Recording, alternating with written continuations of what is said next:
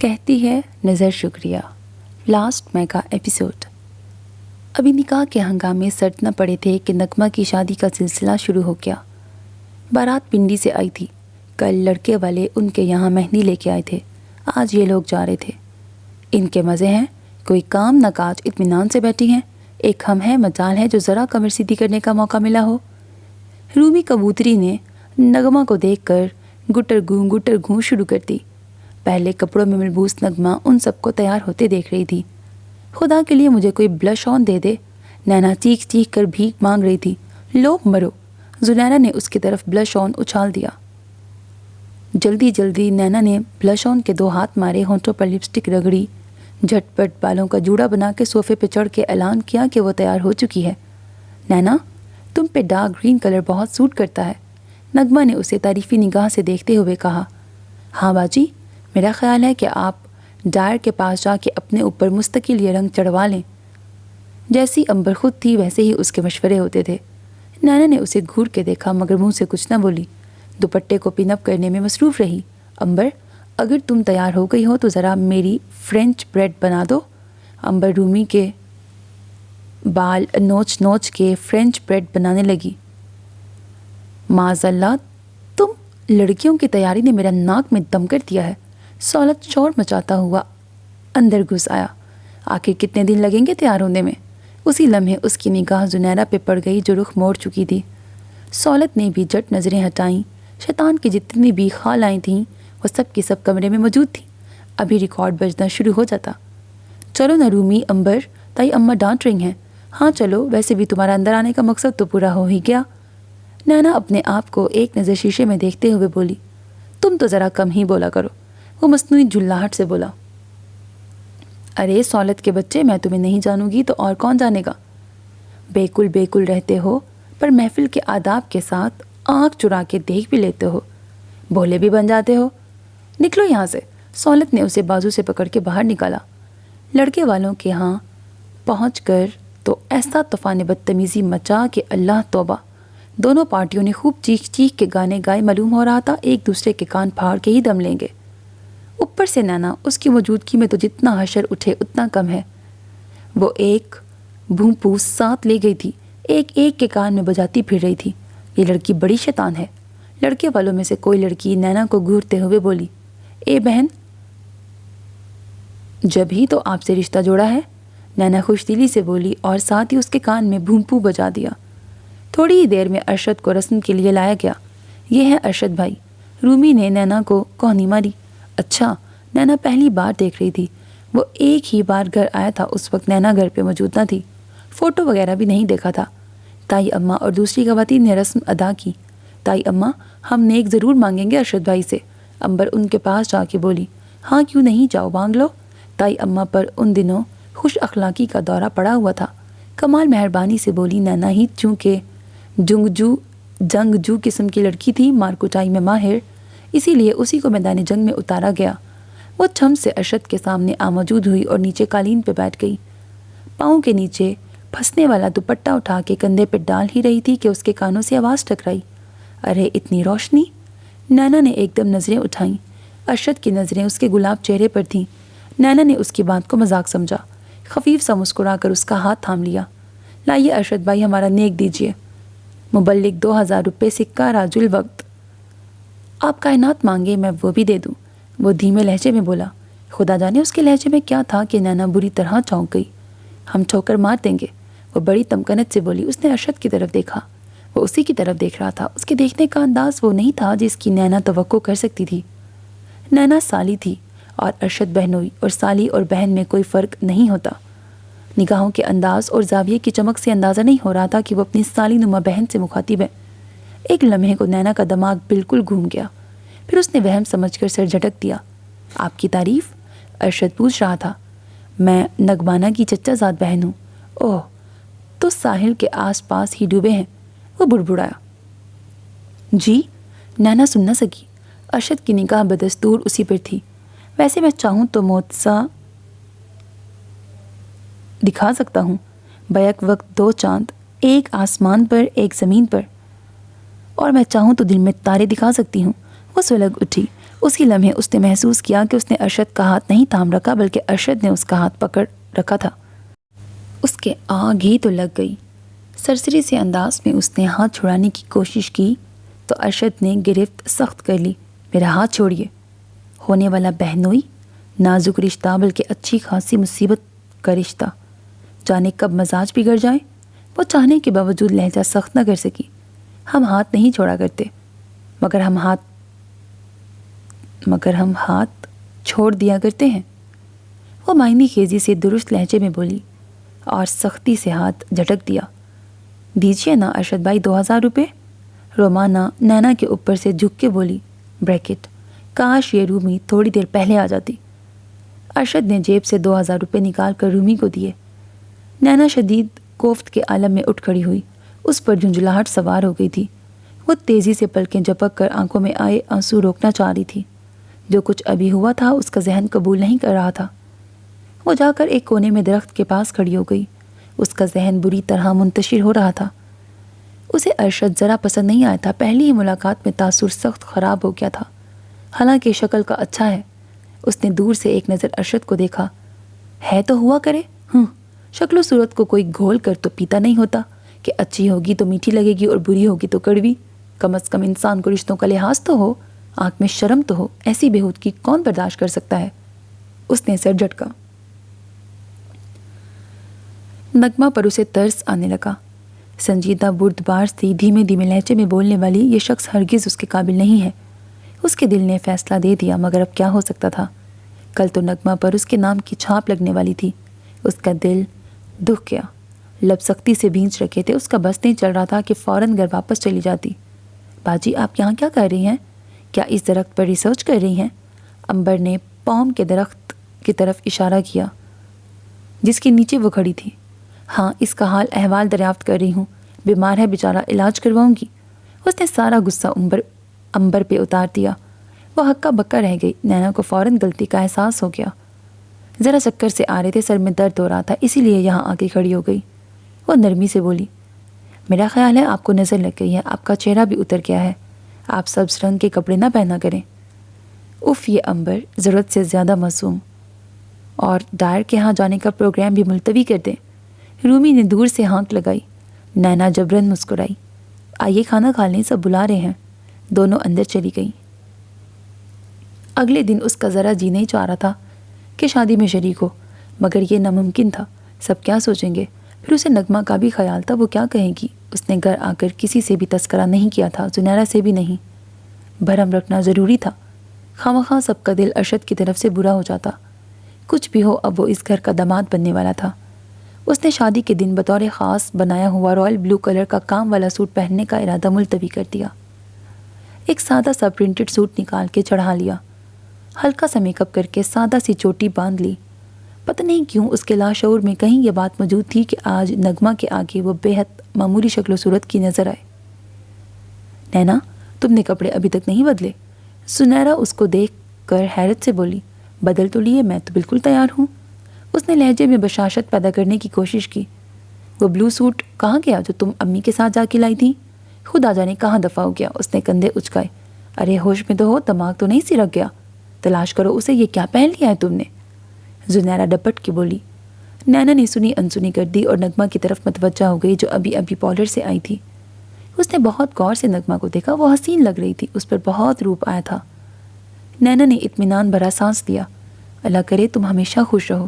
اس نے دھیرے سے نغمہ کا ہاتھ تھام لیا اور پیار بھری نظروں سے اسے دیکھنے لگی۔ بریکٹ اگر اسے یہ خبر ہو جائے کہ اس کا شوہر شادی سے محض ایک دن پہلے اس سے کس نوعیت کی گفتگو کر رہا تھا اور کس انداز میں دیکھ رہا تھا تو اس کا دل کتنا خراب ہوگا۔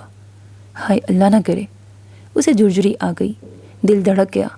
لفظوں کو جٹلایا جا سکتا ہے مگر آنکھوں کو نہیں۔ دل کے جذبے آنکھوں کی اسکرین پہ ہی ٹیلی کاسٹ ہوتے ہیں۔ اگر وہ ارشد کے جملوں کو مذاق سمجھ کر جٹلا دیتی، مگر اس کی نگاہیں، اف کتنی گندی نظریں تھیں اس کی، چپک کر ہی تو رہ گئی تھی اس کے چہرے سے۔ اخ تھو، اس کے اندر طوفان اٹھنے لگے۔ وہ کمرے سے باہر نکل گئی۔ شادی ہال میں بھی وہ مہمانوں کے استقبال میں مصروف رہی، اسٹیج کے قریب بھی نہیں بٹکی۔ سولت نے جب اس کو فوٹو کھنچوانے کے لیے بلوایا تو ناچار اس کو اسٹیج پہ چڑھنا پڑا۔ ارشد کو سرسری سے انداز میں سلام کر کے وہ نغمہ کے برابر ٹک گئی۔ اس نے ارشد کو ذرا لفٹ نہ کرائی مگر کسی نے محسوس نہیں کیا۔ یوں بھی پتہ نہیں کون کون سی اقسام کے رشتہ داروں نے اسٹیج پر ہلہ بول رکھا تھا۔ وہ 2-4 فوٹو کھنچوا کر چپکے سے نیچے اتر آئی۔ رات 12 بجے کے قریب رخصتی عمل میں آئی۔ سب لوگ اپنے اپنے گھروں کو سدھارے۔ وہ رات نینا نے رو دھو کر گزار دی۔ اتنا ذہن پر بوجھ، تناؤ کی کیفیت اور بے تحاشا رونے سے اس کی طبیعت خراب ہو گئی۔ صبح جب وہ اٹھی تو اسے بخار چڑھ چکا تھا۔ نغمہ کو لینے کے لیے اس کے سسرال جانا تھا۔ رومی جب اسے بلانے آئی تو وہ بستر ہی میں پڑی تھی۔ باجی ابھی تک سو رہی ہیں؟ جانا نہیں ہے نغمہ باجی کو لینے؟ وہ بولتے بولتے اس کے قریب آ گئی، اس کا بازو پکڑا۔ اوئے ہوئے، باجی کو تو بخار ہو رہا ہے۔ وہ الٹے قدموں گئی اور جا کر سارے گھر میں یہ خبر براڈ کاسٹ کر دی کہ نانا کو نغمہ کی جدائی کا بخار ہو گیا ہے۔ آدھا گھر اس کے کمرے میں گھس آیا۔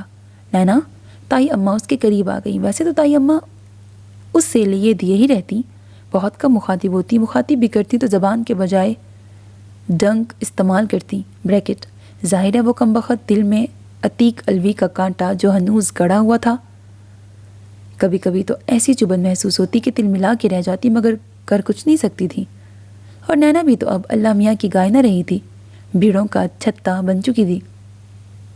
مگر چونکہ نینا نے نغمگانہ کی شادی میں بڑھ چڑھ کر حصہ لیا تھا، رخصتی پر بھی بری طرح روئی تھی، تائی اماں کے دل کا ایک حصہ، تائی اماں کے دل کا 1/10واں حصہ ذرا سا موم ہو گیا تھا۔ بریکٹ اور وہ خوش اخلاقی کا بھی تو دورہ پڑا ہوا تھا۔ وہ اس کا حال معلوم کرنے کے لیے اندر کمرے میں چلی آئیں۔ نینا، وہ اس پہ جھکی۔ جی؟ اس نے سرخ سرخ آنکھیں کھولی۔ کیا ہوا؟ شاید طبیعت خراب ہو گئی ہے۔ اس نے پھر آنکھیں بند کر لیں۔ زنیرہ اس کے پاس ہی ٹک گئی۔ امبر اور رومی سوار کے ساتھ نغمگانہ کو لینے چلی گئیں۔ چائے وغیرہ پی کر نینا کی طبیعت ذرا سنبھل گئی۔ وہ تکیے کے سہارے ٹیک لگا کے بیٹھ گئی۔ نغمہ گھر آئی تو ماں باپ سے ملنے کے بعد سیدھی اس کے کمرے میں آئی۔ کیا ہو گیا ہے تمہیں؟ وہ چھوٹتے ہی تشویشناک لہجے میں بولی۔ نینا کو پیار بھی آ گیا اور رونا بھی۔ کچھ نہیں، ٹھیک ہوں، وہ افسردگی سے مسکرائی۔ تم سناؤ کیسی ہو؟ ہاں میں بھی ٹھیک ہوں، وہ جواباً مسکرائی۔ باجی آپ کو ارشد بھائی پسند آئے؟ رومانہ بہن کے گلے میں لٹکے لٹکے بولی۔ کتاب کو پڑھنے کے بعد ہی اس کے بارے میں رائے دی جا سکتی ہے، محض ٹائٹل دیکھ کر کیا کہا جا سکتا ہے؟ وہ بطانت سے بولی۔ تو کیا ٹائٹل ہی دیکھتی رہیں؟ کتاب کا پہلا صفحہ بھی نہیں پڑھا؟ امبر بھی نغمہ کی رائے جاننے کے لیے بے قرار تھی۔ اسی لمحے تائی اماں نے رومی کو آواز دی۔ امبر بھی اسی کے ساتھ باہر چلی گئی۔ دونوں ہی حماقتوں سے لدی پھندی ہیں، زنیرہ نے سر جھٹکا۔ ابھی چھوٹی ہیں، زندگی کی گہرائیوں سے ناواقف، جانتی نہیں ہیں کہ بعض اوقات کسی انسان کو سمجھنے کے لیے پوری زندگی بھی ناکافی ہوتی ہے۔ چند گھنٹے بھلا کیا اہمیت رکھتے ہیں؟ بہرحال نغمہ تم خوش ہو؟ نینا نے چہرہ موڑ کے اسے دیکھا۔ نوخیز صبح کی طرح نکھری نکھری سی نغمگانہ دھیرے سے مسکرا دی۔ اس کی مسکراہٹ میں نہ تس نہ تھی، نہ بناوٹ اور نہ جبر۔ وہ بھی واقعی مسکرا رہی تھی۔ نینا کے دل میں اطمینان اتر گیا۔ رات کو نینا ولیمے میں شرکت نہ کر سکی۔ اگلے روز نغمہ پنڈی سدھار گئی۔ باجی کی شادی کو 1 مہینہ ہو گیا مگر اب تک ہمیں ان کے بغیر رہنے کی عادت نہیں پڑی۔ ہم لوگ بھی 3 رہ گئے، نہ کیرم کھیل سکتے ہیں، نہ کارڈ، نہ لڈو۔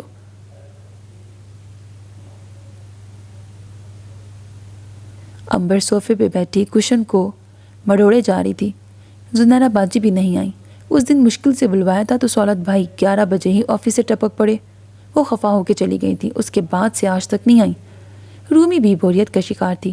خدا جانے یہ سولت کے بچے کو کیسے کشف ہو گیا کہ زنیرہ آئی ہوئی ہے، اور زنیرہ مجھ پر شک کرتی ہے کہ میں نے فون کر کے سولت کو بلوا لیا تھا۔ نینا نے برا سا منہ بنایا۔ امبر؟ زوار نے اپنے مخصوص اکڑ لہجے میں پکارا۔ جی؟ امبر کی تو جان نکلتی تھی زوار کے نام سے، تھر تھر کانپتی اس کے سامنے جا کھڑی ہوئی۔ میرے لیے 1 کپ چائے بنا کے لاؤ۔ جی اچھا، وہ مری مری آواز میں بولی اور مرے مرے قدموں سے ہی باورچی خانے میں گھس گئی۔ زوار حکم دے کر اپنے کمرے میں چلا گیا۔ امبر چائے بنا لائی۔ یہ زوار بھائی کہاں گئے؟ شیر اپنی کچھار میں ہے۔ نینا نے آنکھ ماری مگر فوراً ہی آنکھوں کے آگے اندھیرا چھا گیا کیونکہ زوار وہیں دروازے کے پاس کھڑا نینا کو ہی معنی خیز انداز میں دیکھ رہا تھا۔ اس کو ٹھنڈے پسینے آ گئے۔ سخت گڑبڑا کر نظریں ادھر ادھر کر لیں۔ ٹیلی فون کی گھنٹی نے گنگنا کر سب کی توجہ اپنی جانب مبذول کرائی۔ زوار پاس ہی کھڑا تھا، اس نے ریسیور اٹھا لیا۔ جی؟ جی ہاں، کیا کہا؟ او مائی گاڈ، میں ابھی پہنچ رہا ہوں۔ اس نے شدید پریشانی کے عالم میں فون پٹک دیا۔ کیا ہوا؟ رومی نے گھبرا کے پوچھا۔ زوار کچھ نہ بولا، چائے ایک طرف رکھی اور بجلی کی سرحد سے کمرے سے نکل گیا اور تایا ابا کے کمرے میں گھس گیا۔ فوراً ہی تایا ابا اپنے کمرے سے نکلے، ان کے منہ پر بھی ہوائیاں اڑ رہی تھیں۔ دونوں گیراج کی طرف لپکے اور زوار چشم زدن میں گاڑی لے کر ہوا ہو گیا۔ وہ سب منہ تکتی رہ گئی۔ باجی کیا ہو گیا؟ میرا دل گھبرا رہا ہے، امبر بیٹھی بیٹھی آواز میں بولی۔ خدا جانے کیا مسئلہ ہو گیا۔ نینا بھی فکر مند ہو گئی۔ رومی تمہارے ابو کہاں ہیں؟ تائی اماں جو نہا کے نکلی تھی ساری بات سے بے خبر تھی۔ رومی نے ساری بات بتائی۔ تم نے پوچھا نہیں کیا بات ہو گئی؟ امی وہ تو ہوا کے گھوڑے پر نکل گئے۔ 1 گھنٹہ گزر گیا، ان سب کا پریشانی کے مارے برا حال ہو گیا۔ یہ سہولت کہاں ہے؟ نینا کو بہت دیر میں خیال آیا۔ اپنے دوست کے گھر گئے ہیں، کہہ رہے تھے کہ دیر سے آؤں گا۔ اسے فون کر کے بلاؤ۔ مجھے کیا پتا کون سے دوست کے گھر گئے ہیں۔ اسی لمحے فون کی گھنٹی بجی۔ سب کی سب بے ساختہ اس کی طرف لپکی۔ نینا نے ریسیور اٹھا لیا۔ ہیلو، اس کی آواز لرز رہی تھی۔ ہیلو نینا؟ دوسری طرف زوار تھا۔ کیا بات ہو گئی ہے؟ آپ گھر کیوں نہیں آئے؟ ہم سب بہت پریشان ہیں۔ وہ غصے کا اظہار کیے بغیر نہ رہ سکی۔ نینا میری بات غور سے سنو، وہ ٹھہرے ٹھہرے لہجے میں کہہ رہا تھا۔ اپنا دل مضبوط رکھو، سہولت کا ایکسیڈنٹ ہو گیا ہے، ٹرک نے کچل دیا ہے اسے۔ نہیں؟ نینا کے پاؤں تلے سے زمین نکل گئی۔ اس نے پھٹی پھٹی آنکھوں سے امبر کو دیکھا۔ نینا اپنے آپ پر قابو رکھو، اس وقت شدید پریشانی کا عالم ہے، سہولت بڑی مشکل میں ہے۔ مگر مشکل کا لفظ بندوں کے لیے ہوتا ہے، خدا کے لیے یہ لفظ بے معنی ہے، اس لیے کچھ دشوار نہیں، تم دعا کرو خدا سے۔ کون سے ہسپتال؟ اس نے پوچھنا چاہا مگر زوار فون کاٹ چکا تھا۔ سہولت کا ایکسیڈنٹ ہو گیا۔ ضبط کے باوجود اس کی آنکھوں سے آنسو بہہ نکلے۔ امبر چیخ کر اس سے لپٹ گئی اور پھوٹ پھوٹ کے رونے لگی۔ امبر میری بہن، اس نے پیار سے اس کا سر سہلایا۔ کوئی فکر کی بات نہیں ہے، معمولی نوعیت کا ہے، وہ ٹھیک ہو جائے گا، تم اللہ سے دعا کرو۔ دفعتاً اسے زنیرہ کا خیال آیا۔ لمحہ بھر کو اس کا جسم بے جان ہو گیا۔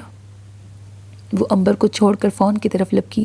ہیلو، ہائے نینا، یہ کیا ہو گیا؟ دوسری طرف پھپھی جان کی آنسو بھری آواز سنائی دی۔ ان کو خبر مل چکی تھی۔ روئی نہیں پھپھی جان، ڈیڈی کہاں ہیں؟ زوار ان کو ساتھ لے کے گیا تھا۔ نینا میری بچی کا کیا ہوگا؟ وہ رو رو کے پاگل ہو رہی ہے، تم آؤ اسے سنبھالو۔ وہ زاروں کی تار رو رہی تھی۔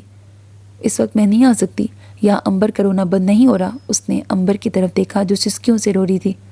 کوئی اطلاع آئے تو مجھے فوراً رنگ کیجیے گا۔ اس نے فون بند کر دیا۔ زنیرہ کا سوچ کر اس کا دل کٹ کے رہ گیا۔ وہ سمجھ سکتی تھی کہ زنیرہ کے دل پر قیامت گزر رہی ہوگی۔ وہ سب رو رو کے خدا سے سہولت کی زندگی کی بھیک مانگنے لگی۔ وقت بڑی تیزی سے گزر رہا تھا، ایک ایک لمحہ بھاری تھا۔ اب تو رو رو کر آنسو بھی خشک ہو گئے تھے۔ رات کے 10 بج رہے تھے، 5 گھنٹے ہو چکے تھے، نہ ہی زوار خود آیا تھا اور نہ ہی اس نے فون کیا تھا۔ سب سکتے کے عالم میں تھے۔ پتہ ہی نہیں چلا کب زوار گھر پہنچا اور کب ٹی وی لاؤنج میں داخل ہو گیا۔ سب ایک دم کھڑی ہو گئی۔ اس کے چہرے کے تاثرات دیکھنے لگی۔ وہ غم سے بے حد نڈھال لگ رہا تھا۔ اس نے سب کو پتھرائی ہوئی آنکھوں سے دیکھا، پھر امبر کی طرف مڑا۔ امبر؟ اس نے بے حد پیار سے پکارا۔ اس کے لہجے میں جانے کیا تھا، سب کو سانپ سونگھ گیا۔ امبر خوف زدہ سے انداز میں ایک قدم پیچھے ہٹتی دیوار سے جا لگی۔ امبر یہاں میرے پاس آؤ۔ اس نے بازو پھیلایا۔ نہیں، پہلے آپ مجھے بتائیں بھائی جان کہاں ہیں؟ وہ زندہ تو ہے نا؟ مر تو نہیں گئے؟ وہ ہسٹیریکل ہو گئی۔ پاگل تو نہیں ہوگی؟ ٹھیک ہے وہ۔ اس نے بڑھ کر امبر کو کندھوں سے تھام لیا۔ کچھ بتا بھی بیٹے، ہول ہول کر دم نکلا جا رہا ہے۔ تائی اماں بھی حواس باختہ تھی اور پھر دھیرے دھیرے زخم زخم لہجے میں اس نے بتایا کہ سہولت کی ایک ٹانگ اس بری طرح کچلی گئی تھی کہ ڈاکٹروں کے پاس ٹانگ کاٹ دینے کے علاوہ اور کوئی چارہ نہ تھا۔ انہوں نے اس کی ٹانگ کاٹ دی ہے۔ امبر کٹے ہوئے شاہتیر کی مانند اس کے بازوؤں میں جھول گئی۔ نینا کو سکتہ ہو گیا۔ رومی کی چیخیں پورے گھر میں گونجنے لگیں اور زوار جو کب سے ضبط کی انتہا پہ کھڑا تھا، اس کی قوت برداشت جواب دے گئی۔ 2 آنسو اس کی آنکھوں سے ٹپک گئے۔ دکھ کا اندھیرا اس طرح سے چھایا تھا کہ کچھ سجھائی نہیں دے رہا تھا۔ وہ ساری رات ایک قیامت بن گئی۔ امبر کو مستقل غشی کے دورے پڑ رہے تھے۔ نیہا کے حواس مختل ہو چکے تھے، وہ اندھی گونگی بہری ہو چکی تھی۔ زوار کی سمجھ میں نہیں آ رہا تھا کہ کیا کرے۔ وہ موبی کے قریب آیا جو ستا ہوا چہرہ لیے بیٹھا تھا اور کبھی کبھی نم آنکھوں کو رگڑنے لگتا۔ موبی پلیز تم ہی میرا ساتھ دو، بہنوں کو سنبھالو۔ زوار نے اس کے کندھے پہ ہاتھ رکھا۔ کیا کروں؟ وہ بھرائی ہوئی آواز میں بولا۔ سب سے پہلے یہ جو سامنے ڈاکٹر رہتا ہے اس کو بلا کر لاؤ، وہ امبر کو سنبھالے گا۔ موبی بھاگم بھاگ ڈاکٹر کو بلا لایا۔ اس نے امبر کو سکون آور انجیکشن لگا دیا۔ یہ اب سو جائیں گی، کوشش کیجئے کہ کوئی ایسی بات نہ ہو جس سے ان کے ذہن پہ برا اثر پڑے، ان کو آرام کی سخت ضرورت ہے۔ اوکے ڈاکٹر، وہ بوجھل آواز میں بولا۔ پھر بے وقت تکلیف دینے کی معذرت چاہی۔ اسے رخصت کر کے مڑا ہی تھا کہ نینا پہ نظر پڑ گئی۔ وہ ایک کونے میں بت بنی بیٹھی تھی۔ وہ جھک کر اس کے پاس ہی قالین پہ بیٹھ گیا۔ نینا نے خالی خالی نظروں سے اسے دیکھا۔ نینا، مانا کہ یہ دکھ کی انتہا ہے، پر ہمت سے کام لو۔ انسان کے اختیار میں کچھ بھی تو نہیں ہے، بندہ کر ہی کیا سکتا ہے؟ خدا کی ذات کے آگے سب بے بس ہے، سب بے بس ہیں۔ جو کچھ ہے اسے فیس کرنے کی کوشش کرو، حوصلے سے کام لو۔ کہاں سے لاؤں حوصلہ؟ وہ پھٹ پڑی۔ میرا بھائی ساری عمر کے لیے معذور ہو گیا اور تم کہتے ہو کہ حوصلے سے کام لوں؟ حوصلہ کسے کہتے ہیں؟ پہلے مجھے اس کے معنی تو سمجھاؤ۔ وہ ہذیانی انداز میں چیخ چیخ کے رونے لگی۔ اس وقت اس کی کیفیت ایسی ہو رہی تھی کہ اس کو کچھ سمجھانا بالکل بیکار تھا۔ زوار اس کے پاس سے اٹھ گیا۔ پھر کچھ خیال آنے پر پھپھی جان کے گھر فون کیا۔ وہاں سے اس کو جو خبر ملی اس نے تو زوار کو بالکل ہی حواس باختہ کر دیا۔ ملازم نے اطلاع دی کہ زنارہ بی بی نے شدید دیوانگی کے عالم میں اپنی کلائی کی رگ کاٹ لی۔ صاحب اور بیگم صاحبہ انہیں ہسپتال لے گئے ہیں۔ یا اللہ، یہ سب کیا ہو رہا ہے؟ زوار نے چکراتا ہوا سر تھام لیا۔ اگلے 2-3 دن سخت پریشانی میں گزرے۔ یوں لگ رہا تھا جیسے زندگی کو کسی نے کانٹوں کی نوک پہ رکھ دیا ہو۔ زنیرہ کو ہر وقت طبی امداد مل گئی زنیرہ کو بر وقت طبی امداد مل گئی تھی۔ وہ بچ گئی تھی۔ رومی کو اس کے سر پہ مسلط کر دیا گیا تھا، مبادا کہیں وہ پھر ایسی ویسی حرکت نہ کر بیٹھے۔ پھپھی جان الگ بستر سے لگ گئی تھی۔ اکلوتی بیٹی کے غم نے انہیں نڈھال کر دیا تھا۔ ہائے اللہ، یہ میری بچی کو کیسے دکھ کے افریت نے نگل لیا۔ ابھی تو اس کو سکھ کے معنی بھی سمجھ میں نہیں آئے تھے۔ نیہا امبر کے پاس تھی۔ جب وہ روتی تو اس کو تسلیاں دیتے ہوئے نیہا خود بھی پھوٹ پھوٹ کر روتی۔ سہولت کو دیکھنے ان میں سے کوئی بھی نہیں گیا تھا۔ کسی میں ہمت نہ تھی اس کا سامنا کرنے کی۔ اس دن نیہا کھڑکی سے باہر بے مقصد ہی دیکھ رہی تھی۔ زوار جھلایا ہوا اندر آیا۔ آخر تم لوگ چاہتے کیا ہو؟ کیا مطلب؟ وہ حیرانی سے بولی۔ تم لوگ سہولت کے پاس کیوں نہیں جاتے؟ 6 دن ہو گئے ہیں، تم میں سے کوئی بھی اس کے پاس نہیں گیا۔ اس کا سامنا کرنے کا حوصلہ نہیں ہے مجھ میں۔ نینا ٹھنڈا سانس لے کے بولی۔ وہ بھلا کیا سوچ رہا ہوگا؟ کوئی بھی نہیں آیا۔ کچھ کہہ رہا تھا؟ اور نہیں تو کیا؟ زوار نے جھوٹ بولا۔ نیہا خاموش ہو گئی۔ آج شام کو چلنا میرے ساتھ۔ وہ باہر نکل گیا۔ شام کو نیہا نہ چاہتے ہوئے، اچھا مجھے بھول گیا یہ نینا نام تھا کہ نیہا نام تھا۔ اب سمجھ جانا، نینا بولوں یا نیہا بولوں وہ ایک ہی بات ہے۔ اوکے، میں نے پہلا ایپیسوڈ کافی دن پہلے پڑھا تھا، مجھے بھول گیا کہ کہیں پہ یہاں پہ نینا لکھا ہے، کہیں پہ نیہا لکھا ہے۔ اوکے، شام کو نیہا نے نہ چاہنے کے باوجود زوار کے ساتھ جانے پر راضی ہو گئی۔ اس سے بالکل نارمل سے انداز میں بات کرنا۔ براہ کرم اس کے سامنے رونے کی ضرورت نہیں ہے، وہ راستے میں بولا۔ نیہا نے اس بات میں سر ہلایا مگر 2 آنسو بے قابو ہو گئے تھے۔ تمہاری آنکھوں کے نل تو ابھی سے ٹپک رہے ہیں، وہ جھنجھلا کے بولا۔ نیہا نے جلدی سے آنکھیں خشک کر لیں۔ زوار نے گہری نگاہوں سے اسے دیکھا، پھر ونڈو اسکرین پر نظریں جما دیں۔ سہولت کے کمرے کے باہر وہ رک گئی۔ اس کا دل بھرنے لگا، قدم من بھر کے ہو گئے۔ زوار پہلے کمرے میں چلا گیا۔ کیسے ہو میرے یار؟ وہ خوش دلی سے بولا۔ زندہ ہوں، اس نے آہستگی سے کہا۔ نیہا آئی ہے؟ ارے نیہا کہاں چلی گئی؟ اندر آؤ نا۔ نیہا اپنے وجود کو گھسیٹتی ہوئی اندر آئی۔ بکھرا بکھرا ٹوٹا ٹوٹا سہولت بستر پر نیم دراز تھا۔ سہولت، اس کے منہ سے سسکی نکل گئی۔ آنسوؤں کے آگے جتنے بند باندھے تھے وہ سب بھری ریت ثابت ہوئے۔ وہ اس کا ہاتھ پکڑ کر تڑپ تڑپ کر رو دی۔ سہولت اسے یک ٹک دیکھتا رہا۔ فار گاڈ سیک نیہا، میں تمہیں یہاں اس لیے نہیں لایا تھا۔ زوار کو غصہ آ گیا۔ وہ بدستور روتی رہی۔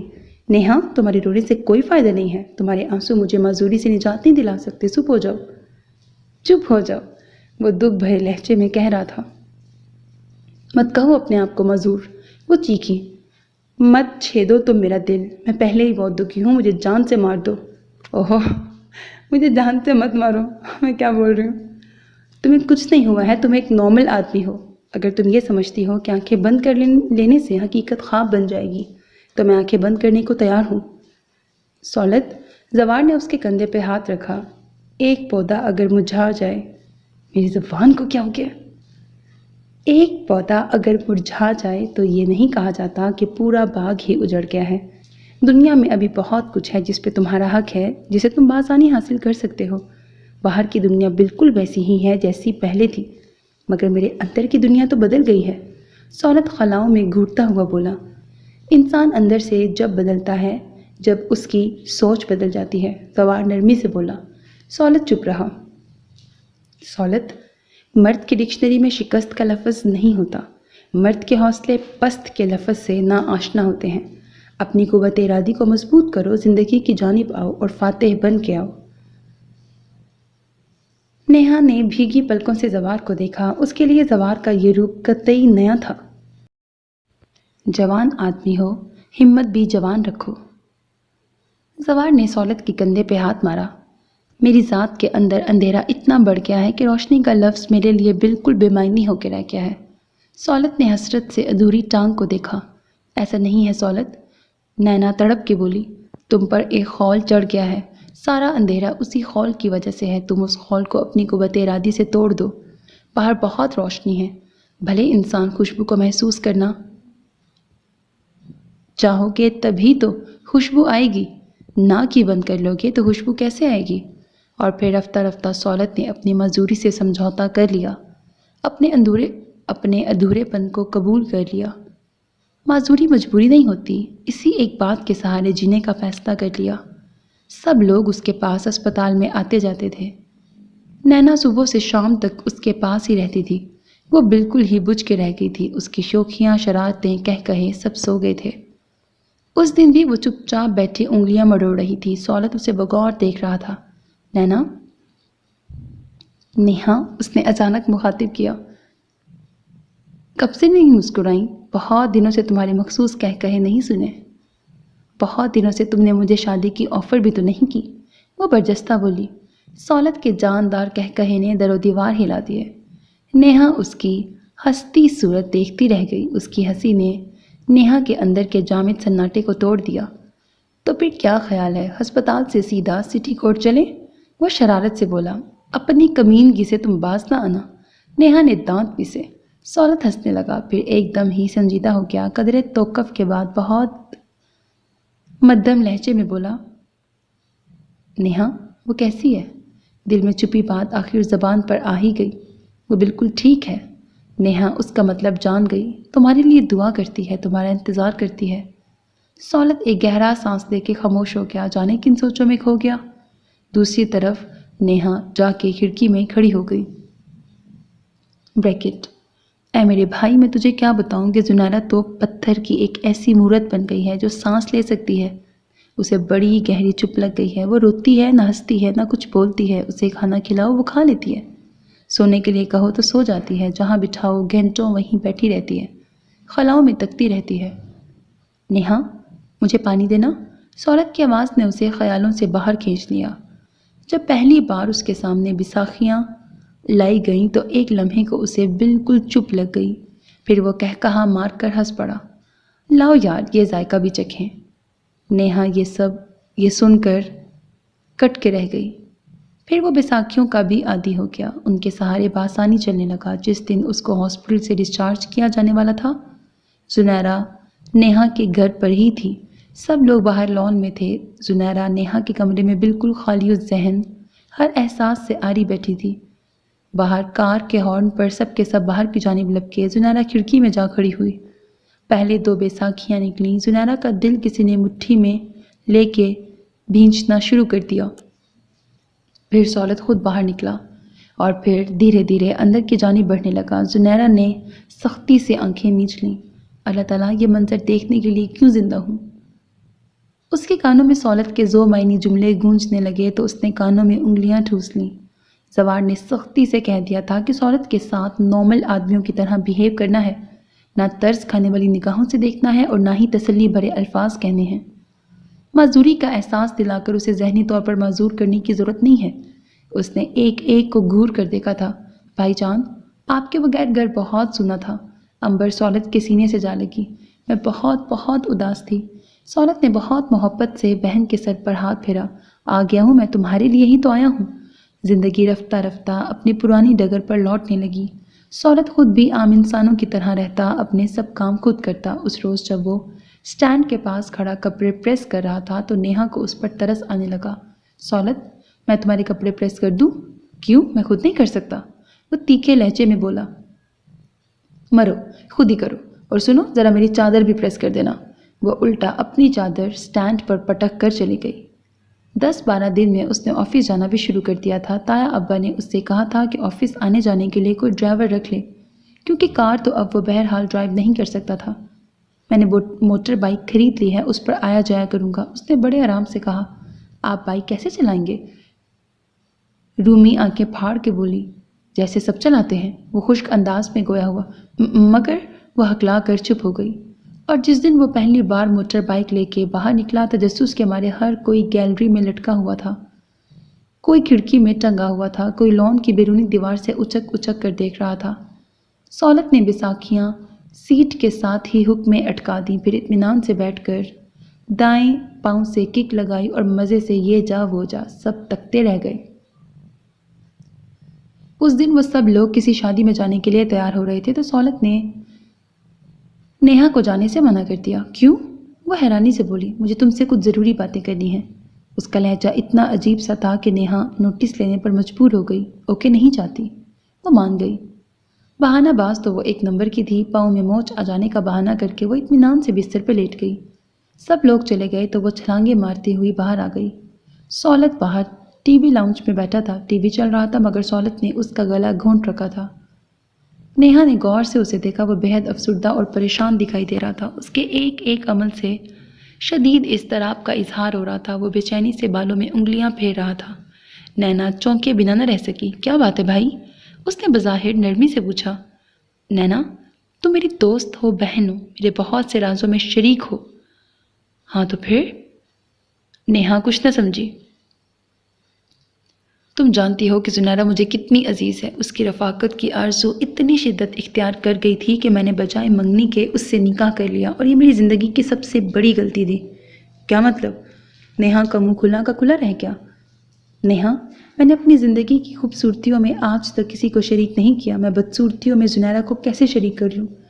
इसलिए मैंने बहुत सोच समझ कर फ़ैसला किया है कि उसने अपनी शय रग पर अपना हाथ रखा और बहुत टूटे हुए लहजे में बोला कि जुनैरा को आज़ाद कर दूँ। नेहा सन्नाटे में रह गई। मैं उसे क्या दे सकता हूँ? वो आज़र्दगी और दुख से कह रहा था। मैं खुद एक अधूरा शख्स हूँ। मैं किसी का सहारा कैसे बन सकता हूँ? मुझे तो खुद सहारे की ज़रूरत है। मैं किसी का क्या बोझ उठाऊँगा? मुझे तो खुद अपनी सांस बार है। जुनैरा इंसान है। उसकी ख्वाहिशात हैं, जज्बात हैं, आरजुएँ हैं, और मैं उसकी आरजुओं की तकमील की सूरत में टूटी हुई टांग और बैसाखियाँ पेश करना नहीं चाहता। ख्वाहिशात और जज्बात के अधूरे रह जाने का एहसास उसे हमेशा आसूदा रखेगा। मैं उसे ज़िंदगी में खुश और मुतमईन देखना चाहता हूँ। इसका हल यही है कि मैं उसके और उसकी खुशियों के रास्ते से हट जाऊँ, खामोश हो जाऊँ। वो धाड़ के बोली। उसका दिल बहुत तेज़ी से धड़क रहा था। वो फटी फटी आंखों से सौलत को देख रही थी। तुमने ये बात कही कैसे? कैसे तुम्हारी ज़बान से ये अल्फाज फिसले?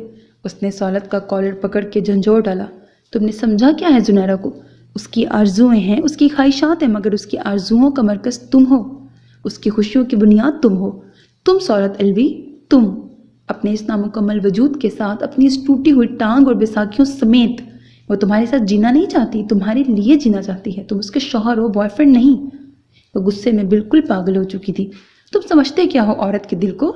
जब चाहा बहला दिया, जब चाहा नेज़े की अनी में परो दिया। औरत के एहसासात की ये वक़्त है तुम्हारी नज़र में? क्या चाहते हो तुम जुनैरा से? क्या वो अखबार में हेडलाइन लगवा दे कि उसे अपने शौहर से मोहब्बत है, या पम्फलेट पर तुम्हारी तस्वीर छपवा कर शहर की हर दीवार पे लगा दे कि देखो लोगों, ये है वो शख्स जिसके साथ मैं रहना चाहती हूँ, जीना चाहती हूँ, मरना चाहती हूँ, या चढ़ जाए वो किसी ऊंची सी इमारत पर और चिल्ला चिल्ला कर सबसे कहे कि मैं सौलत सौलत करते खुद सौलत हो चुकी हूँ, या अपनी जान निकाल के तुम्हारी हथेली पर रख दे, तब जाके तुम उसकी वफा का यकीन आएगा। क्या करे वो तुम्हारे लिए? आखिर तुमको उसकी जान ही लेनी है तो तलाक देकर क्यों लो? जहर दे के क्यों नहीं ले लेते? बोलते बोलते उसकी आवाज़ फट गई। जान बलब सौलत चुपचाप सुनता रहा। भला वो कब जुनैरा को खुद से अलग करना चाहता था। तुम उसे छोड़ कर देखो सौलत, मैं तुम्हारा जीना मुश्किल कर दूंगी। कोई भी इंतहाई कदम उठाने से पहले याद रखना मेरी बात। वो बरसती आंखों को लिए दौड़ती हुई कमरे से निकल गई। सीधी अपने कमरे में घुस के दरवाजे से सर टिकाकर बिलक बिलक के रोती, फिर यकायक मुड़ी तो धक से रह गई। उसके बिस्तर पर जुनैरा तकरीबन नीम मुर्दा हालत में पड़ी थी। उसकी रंगत बिल्कुल जर्द हो रही थी, सांस उखड़ रहा था, उसके जिस्म पे लर्जा तारी था। हाय अल्लाह! नेहा सब कुछ भूल भाल कर तेजी से उसकी जानिब लपकी, उसको सीधा किया, फिर चीख चीख कर सौलत को आवाज़ें देने लगी। उसकी आवाज़ पर सौलत बौखलाया हुआ अंदर आया। आओ अंदर आओ, ये देखो मर रही है ये, कर लो तुम अपना जी खुश। जुनैरा! वो घबरा कर उसकी तरफ बढ़ा। जुनैरा ने धुंधलाई आंखों से उसे देखा, कुछ देर तकती रही, फिर सरद से उठी और उसका बाजू पकड़ लिया। देखिए, मैं आपके आगे हाथ जोड़ती हूँ, अल्लाह का वास्ता मुझे खुद से अलग मत करें। बेशक मैं सारी उम्र अपने वालिदैन के घर रहूँ, आप अपने घर में, मुझे ये मंजूर है, मगर आप मुझे तलाक न दें, मैं मर जाऊँगी, अल्लाह की कसम मैं मर जाऊँगी। आंसुओं का एक लामतनाही सिलसिला था जो बहा चला जा रहा था। सौलत नज़ा के आलम में खड़ा उसे देख रहा था। वो उसका बाजू पकड़े हवाओं में झूल रही थी। नेहा, इसे पानी पिलाओ। वो गिरने ही लगी थी कि सौलत ने उसका बाजू पकड़ लिया। उसे सहारा देने के चक्कर में वो खुद भी लड़खड़ाने लगा। नेहा तेजी से उठी, उसने जुनैरा को पकड़कर बिस्तर पर डाल दिया, जल्दी से पानी लाई और ग्लास उसके होंठों से लगा दिया। सौलत उसको काफ़ी अरसे के बाद देख रहा था। उसने बगौर जायज़ा लिया। इतनी दुबली, इतनी कमज़ोर, इतनी मुरझाई, इतनी बेजान। वो उसकी हालत देख देख कर हैरान हो रहा था। देख ली तुमने इसकी हालत? चैन आ गया तुम्हारे दिल को? खुदा के लिए सौलत, तुम यहाँ से चले जाओ। मैं इस वक्त अपने ही काबू से बाहर हो रही हूँ, मुझे बहुत गुस्सा आ रहा है। सौलत खामोशी से बोझिल दिल के साथ बाहर निकल गया। नैना ने जुनैरा का सर अपनी गोद में रख लिया, उसके बाल संवार के बोली, दुनिया की अहमक तरीन खातून, ज़रा आंखें तो खोलिए। उसने आंखें खोलकर सख्त खौफज़दा नज़रों से नेहा की तरफ देखा। नेहा का दिल दुख गया। वो बेहद नर्म लहजे में बोली, क्या हो गया तुम्हें जुनैरा? ये तुमने अपनी क्या हालत कर ली है? कुछ नहीं हुआ है और ना ही होगा, वो तुम्हें कभी नहीं छोड़ेगा। ये तो उसके लिए भी खुदकुशी है, वो ऐसा कभी नहीं करेगा। ओफो भाई, तुम्हें नहीं मालूम, वो तो पैदाइशी गधा है। ढींचू ढींचू करने की तो बीमारी है उसे, कभी कभी कुछ ज़्यादा ही अपने गधेपन का सबूत देने लगता है। तुम उसकी बात को बिल्कुल अहमियत ना दो। सुन रही हो ना मेरी बात? जुनैरा मुँह से कुछ ना बोली। अच्छा ये बताओ कि तुम यहाँ कैसे आ मरी? तुम तो शादी में गई थी। मैं नहीं गई थी, वो कमज़ोर आवाज़ में बोली। रूमी ने बताया कि तुम भी नहीं जा रही, तो अम्मी ने मुझे यहाँ छोड़ दिया। मैं जब अंदर आई तो तुम लाउंज में बातें कर रही थी और तुम सुनने खड़ी हो गई, जैसी फिल्मी नगमे ही तो नशर हो रहे थे ना अंदर। कान क्यों ना लपेट लिए? नेहा सख्त तैश से बोली। नेहा? कमरे के बाहर से ही सौलत ने आवाज़ दी। नेहा दरवाजे तक आई, खफकी से बोली, क्या है? उसे 2 गोलियां विटामिन की दे दो, वह सो जाएगी। सौलत बाहर ही खड़ा रहा। सिर्फ 2 गोलियां? कहो तो पूरी शीशी खिला दूँ? वह तंजिया बोली। सौलत उसे घूर के रह गया। जुनैरा को दूध के साथ नींद की। अच्छा यहाँ पे ना विटामिन नहीं लिखा, गोली का नाम लिखा है, विटामिन से मिलता जुलता। ओके। नैना को दूध के साथ नींद की गोलियां खिलाकर नेहा असरे 9 सारे वाक्य पर गौर करने लगी। उसका ज़रा जी नहीं चाह रहा था कि वो बावर्ची खाने में जाके काम करे, मगर अम्मी की तबीयत भी ठीक नहीं थी। मारे बंधे उसने रोटियां थे पी और बाकी बचे हुए बर्तन धोने लगी। आओ बेटे आओ, क्या हाल है? उसे डैडी की आवाज़ सुनाई दी। ये कौन आ गया? अब चाय भी बनानी पड़ेगी, खुदा करे रोज़े से हो। जुनैरा ने कोफ्त ज़दा अंदाज में सोचा। फूफी जान, आपकी तबीयत अब कैसी है? आवाज़ सुनकर वो छिटक गई। वो सौलत था। अब तो ठीक हूँ बेटे, वो ठंडी सांस लेके बोली और बगौर सौलत को देखने लगी। उसने बैसाखियाँ एक तरफ टिका दी। पूरा एतमाद से अंदाज में वो सोफे पर बैठा अंसार साहब से सियासत पर गुफ्तगू कर रहा था। हेर फेर कर वो असल बात पर आया। दरअसल मैं एक ख़ास काम से आया था। क्या बात है बेटे, खुल के कहो। अंसार साहब बोले। मैं जुनैरा को लेने आया हूँ। वो 2 टोक लहजे में बोला, फिर कदरे तोक़ुफ़ के बाद आहिस्तगी से गोया हुआ, हमेशा के लिए। दोनों मियाँ बीवी चुप हो गए। फिर अंसार साहब जल्दी से संभल के बोले, हाँ क्यों नहीं, तुम्हारी बीवी है, जब चाहे ले जाओ, हमें क्या एतराज़ हो सकता है, क्यों बेगम? जी मगर। वो परेशान हो गई। ब्रैकेट, भला ये रुखसती का कौन सा तरीका है? ये अगर मगर काहे की? भाई ये रुखसती वगैरह सब दुनियावी रस्में हैं। सारी बात निकाह की है जो हो चुका है। जुनैरा क्या कर रही है? انہوں نے پوچھا۔ وہ باہر کوریڈور میں سر پکڑے بیٹھی تھی۔ جاؤ تم سولت کے لیے چائے بنا لاؤ، زنیرہ سے کہو سولت اسے لینے آیا ہے، صاف ستھرے کپڑے پہن کر تیار ہو جائے۔ انصار صاحب نے لمحہ بھر میں بیٹی کو رخصت کرنے کا فیصلہ کر لیا تھا۔ پھپھی جان اٹھ کر کمرے سے باہر آ گئیں اور اشارے سے شوہر کو باہر آنے کا اشارہ کیا۔ یہ کیا کر رہے ہیں آپ؟ وہ چھوٹتے ہی بولی، دیکھو حالات کا تقاضا یہی ہے کہ ہم زنیرہ کو سولت کے ساتھ جانے دیں، ویسے بھی اب پہلے جیسی بات تو رہی نہیں ہے۔ وہ یہ کہہ کر خود بھی افسردہ سے ہو گئے۔ پھپھی جان رونے لگی۔ اوفو، ایک تو تم عورتوں کو رونے کا مرض لاحق ہوتا ہے، آنسو پلکوں میں اٹکے رہتے ہیں، ذرا اشارہ کر دو فوراً بہنا شروع ہو جاتے ہیں۔ وہ برہمی سے بولے، جاؤ زنیرہ کو لے آؤ۔ وہ ڈرائنگ روم کی طرف بڑھ گئے۔ جب زنیرہ گیٹ سے باہر نکلی تو سولت موٹر بائیک کے پاس کھڑا انصار صاحب سے باتیں کر رہا تھا۔ اس نے سرسری سی نگاہ زنیرہ پہ ڈالی، پھر منہ موڑ لیا۔ انصار صاحب بیٹی کو دیکھ کر اس کی طرف بڑھے۔ وہ ایک دم ان کے گلے سے لگ گئی۔ بیٹے، ہمت اور حوصلے سے کام لیتے ہیں، تمہارے ماں باپ کی دعائیں تمہارے ساتھ ہیں، تم انشاءاللہ ہمیشہ خوش رہو گی۔ اتنی دیر میں سولت موٹر سائیکل پر بیٹھ چکا تھا۔ زنیرہ نے کن اکھیوں سے اسے دیکھا، اس کا چہرہ ہر قسم کے تاثرات سے عاری تھا۔ وہ اچک کر اس کے پیچھے سوار ہو گئی۔ خدا حافظ، سولت نے بے حد شائستگی سے کہا اور زنیرہ کو لے کر نئی منزل کے جانب بڑھ گیا۔ وہ سب لان میں بیٹھے جب سولت زنیرہ کو لے کے داخل ہوا۔ ہیں باجی، آپ بھائی جان کے ساتھ؟ پہلے رومی کی نظر پڑی، وہ دوڑ کر ان تک پہنچی۔ ہاں، یہ اب یہیں رہے گی، میں اسے ہمیشہ کے لیے لے آیا ہوں۔ اس کے لہجے میں اتنی قطعیت، اتنی سنجیدگی تھی کہ آگے سے کچھ بولنے کی کسی میں ہمت نہ ہوئی۔ سولت اپنے کمرے میں چلا گیا۔ وہ سب منہ کھولے، آنکھیں پھاڑے، ہونکوں کی طرح ایک دوسرے کو گھورتی رہ گئی۔ اوفو، حسرت ہی رہی مجھے کہ یہ سولت کا بچہ کوئی کام بغیر حماقت کے بھی کر لے۔ نیہا سر پیٹ کے رہ گئی۔ اور اس شرارے کا کیا ہوگا جو میں نے بھائی جان کی شادی میں پہننا تھا؟ امبر اپنے شرارے کے غم میں آدھی رہ گئی تھی۔ اب اس شرارے کے تم جھاڑن بنا لو، رومی نے پورے خلوص سے مشورہ دیا۔ شٹ اپ، امبر نے خفگی کا مظاہرہ کیا اور رومی کی طرف سے باقاعدہ پیٹھ موڑ کے بیٹھ گئی۔ نیہا نے زنیرہ سے پوچھا مگر وہ خود لا علم تھی، محض کندھے اچکا کے رہ گئی۔ ساری رات گزر گئی، اگلے دن دوپہر ڈل گئی، سولت کمرے سے باہر نہ نکلا۔ آخر یہ سولت چاہتا کیا ہے؟ نیہا کو تشویش کا مرض لاحق ہو گیا۔ پتہ نہیں، امبر کو بھی بے چینی نے آ گھیرا۔ زنیرہ کو گھر سے لے آیا ہے، خود کمرے میں بند ہو کے بیٹھ گیا ہے، بھلا یہ خود ساختہ نظر بندی اختیار کرنے کا مشورہ کس پھٹکار زدہ حکیم کا ہے؟ تینوں سر جوڑے بیٹھی تھیں۔ شام کو ٹھنڈی ٹھنڈی ہوا چلنے لگی تو زنیرہ اپنے اندر کی گھٹن کم کرنے کے لیے باہر لان میں نکل آئی۔ ہر احساس سے خالی ذہن لیے وہ لان میں لیفٹ رائٹ کرنے لگی۔ سولت نے، جو اوپری گیلری میں کھڑا کافی دیر سے اس کو دیکھ رہا تھا، دھیرے سے آواز دی۔ زنیرہ نے سنا نہیں۔ اس نے پھر آواز دی۔ زنیرہ نے اپنا وہم سمجھا۔ زنیرہ، اب کے سولت نے بے حد سخت لہجے میں پکارا۔ آرام سے پکارو سولت، بچی کے کان نازک ہیں۔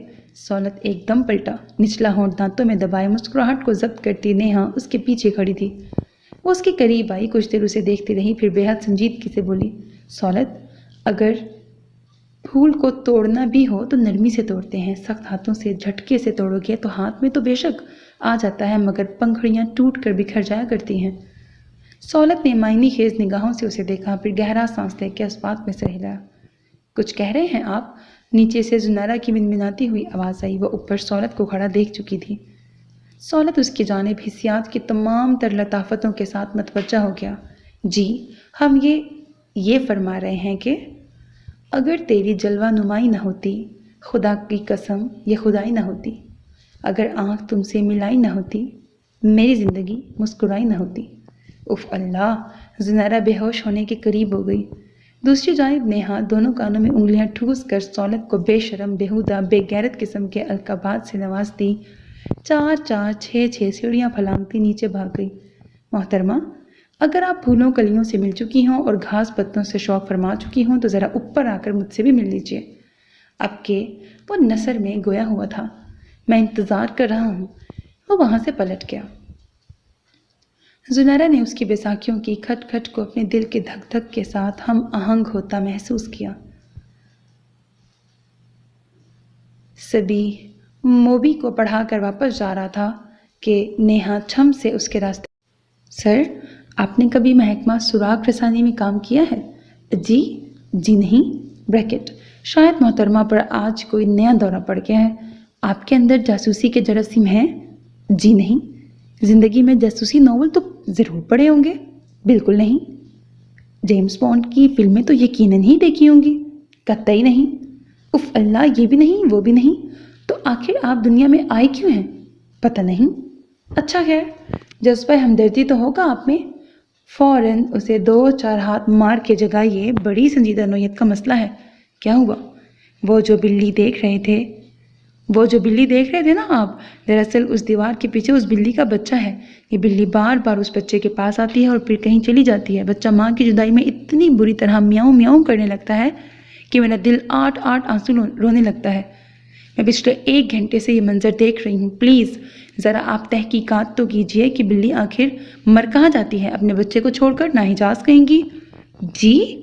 उसने सख्त मशकूक निगाहों से उसे देखा। प्लीज़। उसने ज़बान के साथ आंखों से भी मिन्नत की। देखिए वो बिल्ली फिर जा रही है, जल्दी से उसके पीछे जाइए। जाए ना, खड़े क्यों हैं अभी तक? तूहन करहन सभी बिल्ली के पीछे गया, फिर वापस आके बोला, दरअसल घर के पिछले हिस्से में झाड़ियों के पास बिल्ली का एक और बच्चा भी है। बिल्ली उसके पास आती है। वो झाड़ियों में फंसा हुआ है, निकल नहीं सकता। और ये दीवार वाला बच्चा भी चूंकि छोटा सा है इसलिए दीवार पर से कूद कर नहीं आ सकता, इसलिए एक बच्चा यहाँ है और एक वहाँ। उसने तफसील से तहकीकाती रिपोर्ट पेश कर दी। प्लीज़ सर, आप झाड़ियों में से बिल्ली के बच्चे को निकाल लाएं। ईमान से बिल्ली बहुत दुआएं देगी, आपको बहुत सवाब मिलेगा। आप खुद क्यों नहीं चली जाती? वो जिद हो के बोला। ओफो, मुझे बिल्लियों से सख्त डर लगता है ना। वो बेहद मासूमियत से बोली। सभी उसकी सूरत देखता रह गया। ब्रैकेट, अल्लाह की शान है, आपको भी किसी चीज़ से डर लगता है। चारों नचार वो दोबारा क्या, कांटों भरी झाड़ी से बिल्ली के बच्चे को निकालने के चक्कर में उसके हाथ जख्मी हो गए। जा बचा कांटे चुभ गए, खराशें पड़ गई, खून निकल आया। उसने बच्चे को दीवार वाले बच्चे के पास लाके छोड़ दिया। बिल्ली जो दूर खड़ी गुर्रा रही थी तेज़ी से बच्चों की जानिब लपकी। ज़रा देखिए सर, बिल्ली के चेहरे के एक्सप्रेशंस देखिए, वो कितना खुश हो रही है। नेहा उचक उचक कर देख रही थी। बहुत हमदर्दी है आपको जानवरों से। सभी ने नज़र भर के उस लड़की को देखा जो बच्चों जैसी खुशी का इजहार कर रही थी। बहुत ज़्यादा। बात यह है कि मैं किसी को भी तकलीफ़ या परेशानी में मुब्तला नहीं देख सकती, चाहे वो इंसान हो चाहे जानवर। आपको पता है, एक दिन हमारे लॉन में एक चिड़िया जख्मी पड़ी थी। मैंने उसका बहुत ख्याल रखा मगर वो ठीक ही नहीं हुई, बेचारी फौत हो गई। मैंने उसकी कब्र भी बना दी थी, रोज़ाना एक मोती का फूल उसकी कब्र पर चढ़ाती थी। अरे, आपके तो कांटे चुभ गए हैं। बक बक के दौरान उसकी नज़र सभी के हाथों पे पड़ी जिन्हें वो रुमाल से साफ कर रहा था। कोई बात नहीं, वो इखलाकन बोला, वरना जलन तो बहुत हो रही थी। ये तो बहुत बुरा हुआ। वो तशवीश से बोली। अरे, इतनी मामूली बात पर परेशान हो गई? मैंने आपसे कहा ना कि मैं किसी को भी तकलीफ़ में नहीं देख सकती। और बात तकलीफ़ के मामूली होने की नहीं होती, एहसासात की होती है। बाज़ औक़ात एक इंसान की मामूली तकलीफ़ दूसरे इंसान की जान का रोग बन जाती है। और बाज़ वक्त एक इंसान अज़ियत की इंतहा को छू लेता है, दूसरे फरीक पर कोई असर नहीं होता। बहुत हसास हैं आप। सर, मैं माफ़ी चाहती हूँ, मेरा जज्बा हमदर्दी आपको महंगा पड़ गया। वो वाकई बहुत शर्मिंदा थी। मस्बत जज्बे कभी महंगे नहीं पड़ते। वो खफीफ सा मुस्कुराया। ये पहला मौका था कि उसने नेहा को सहीद दिमाग महसूस किया था। खुशखबरी खुशखबरी खुशखबरी। रूमी हस्ब आदत फुदकती हुई, शोर मचाती हुई अंदर आई। क्या हुआ? क्या मलका बरतानिया मेरे हक में अपने ओहदे से दस्तबरदार होने पर तैयार हो गई हैं? नेहा ने कुशन से सर उठा के कहा। जी नहीं। रूबी ने सड़ा हुआ मुंह बनाया। अरशद भाई का कराची ट्रांसफ़र हो गया है, बाजी का खत आया है। वो खुशी खुशी बोली। बाजी, आपको खुशी नहीं हुई? वो नेहा को गुमसुम देख के बोली। क्यों नहीं हुई? अब हर हफ्ते नगमा की शक्ल देखने को मिलेगी। उसने जल्दी से अपने आप पे काबू पाया। हाँ और क्या, मगर शुरू में जब तक वो लोग अलग मकान नहीं ले लेंगे, हमारे ही घर में रहेंगे। उसने एक और धमाका किया, फिर अम्मी को ये खबर सुनाने के लिए उनके कमरे की तरफ दौड़ गई। नेहा सोफे पर जमी रह गई। कई तल्ख बातें जिन्हें वो भुला बैठी थी यादाश्त के पर्दे पर नुमायां हो गई। ला हौला वला कुव्वता। उसने सिर झटका। 8 महीने नगमा की शादी को हो गए हैं। दोनों मियाँ बीवी में अच्छी अंडरस्टैंडिंग है। नगमा खुश है। अगर कोई ऐसी वैसी बात होती तो नगमा यूँ आसूदा ना होती। मुझे खामखा फजूल की बातों को जहन में जगह नहीं देनी चाहिए। बस यही है ना कि अरशद ज़रा छिछोरा सा इंसान है। मेहंदी वाले रोज़ ज़रूरत से ज़्यादा ही इतरा गया था। मैं ज़्यादा उससे बात ही नहीं किया करूँगी, मेरा भला क्या वास्ता। उसने अपना दिल मुतमईन करने की कोशिश की। 2-3 दिन बाद ही नेहा ने महसूस कर लिया कि अरशद की नज़रें उसी का तवाफ़ करती रहती हैं। वो उससे बात करने के बहाने ढूंढता, गाहे बगाहे उससे मुखातिब होने के चक्कर में रहता। सैर व तफरीह का प्रोग्राम बनता तो उसे साथ घसीटने की कोशिश करता। उसकी बढ़ती हुई बेतकल्लुफ़ी से नेहा सख्त हरासा थी। وہ اپسیٹ رہنے لگی۔ اس کی کوشش یہی ہوتی کہ وہ زیادہ تر اپنے کمرے میں گھسی رہے۔ وہ نہ کسی سے کچھ کہہ سکتی تھی اور نہ کہنا چاہتی تھی۔ وہ خوف زدہ تھی کہیں کوئی افسانہ نہ بن جائے، نغمہ کا دل اس کی طرف سے برا نہ ہو جائے، اس کی پوزیشن آکورڈ نہ ہو جائے۔ وہ لاشعوری طور پر نغمہ کو بھی ٹٹولنے کی کوشش کرتی تھی۔ وہ ارشد کو ٹوک بھی نہیں سکتی تھی، انجان بن کر ظاہر کرتی جیسے وہ اس کی کوئی بات سمجھ ہی نہیں رہی ہے۔ چنگاریاں دبی ہی رہتی تو اچھا تھا۔ اس روز وہ سب بیٹھے ادھر ادھر کی ہانک رہے تھے کہ نغمہ نہ اس سے پوچھ ہی بیٹھی، نیہا تم اتنی چپ چپ کیوں رہتی ہو؟ پھر وہ اپنے شوہر سے مخاطب ہوئی، آپ کو پتہ ہے نیہا بہت حاضر جواب ہے، کوئی اس کے سامنے ٹک نہیں سکتا، بولتی ہوئی قیامت ہے یہ بولیں چاہے خاموش رہیں، ہر طرح قیامت ہے۔ اس کے ذومعنی انداز پر نیہا کا سانس رک گیا۔ اس نے سراسیمہ ہو کر نغمہ کو دیکھا جو مزے سے بیٹھی کیوٹکس لگا رہی تھی۔ بریکٹ نغمہ تم واقعی انجان ہو یا انجان بننے کی ایکٹنگ کرتی ہو؟ نیہا باجی یہ گلاب کس موسم میں کھلتے ہیں؟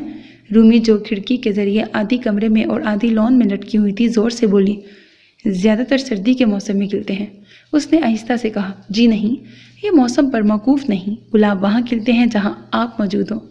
ارشد کی سرسراتی ہوئی آواز آئی۔ نیہا کھول کر ہی تو رہ گئی تھی۔ اس کا جی چاہا کہ اتنے زور کا ہاتھ رسید کرے کہ ساری عاشقی ملبے کا ڈھیر بن جائے یا پھر عشق مار دوائی کا اس پر سپرے کر دے۔ اسی وقت امبر چائے کی ٹرالی گھسیٹتی اندر آ گئی۔ نیہا تیزی سے اس کی طرف بڑھی، لاؤ چائے میں بناؤں۔ اچانک ارشد اٹھا اور ٹہلنے کے سے انداز میں اس کے قریب آ کھڑا ہوا۔ اس کے اس طرح سر پر سوار ہونے سے نیہا نروس سی ہو گئی۔ چینی کتنی ارشد بھائی؟ اس نے ارشد کی توجہ ہٹانے کے لیے کہا۔ آپ اپنے ہاتھوں سے بنا رہی ہیں، اب اس میں چینی کی کیا ضرورت ہے؟ اس کا بیہودہ لہجہ، نیہا نے اپنے آپ کو بے بسی کی انتہا پر محسوس کیا۔ بریکٹ خبیث انسان، تجھے تو میں یہ بھی نہیں کہہ سکتی کہ اللہ کرے تم مر جائے۔ وہ رات خاصی سرد تھی، ہر طرف سناٹا طاری تھا، مگر لاؤنج میں موجود نیہا سردی سے بے نیاز کھڑکی کی چوکھٹ پر سر رکھے باہر تاروں بھرے آسمان کو دیکھ رہی تھی۔ اس کے ذہن میں خیالات کی جنگ ہو رہی تھی۔ میرے اللہ میں کیا کروں؟ اس نے بے حد پریشان کن انداز میں سوچا۔ اے کاش سولت ہی یہاں ہوتا۔ اس نے دل سے سولت کو یاد کیا جو جنیرا کو لے کر سوات اور کاغان وغیرہ کی سیر کو گیا ہوا تھا۔ اس کی سمجھ میں قطعی نہیں آ رہا تھا کہ وہ ارشد کی باتوں کے جواب میں کس قسم کا رویہ اختیار کرے۔ وہ حد سے بڑھ رہا تھا۔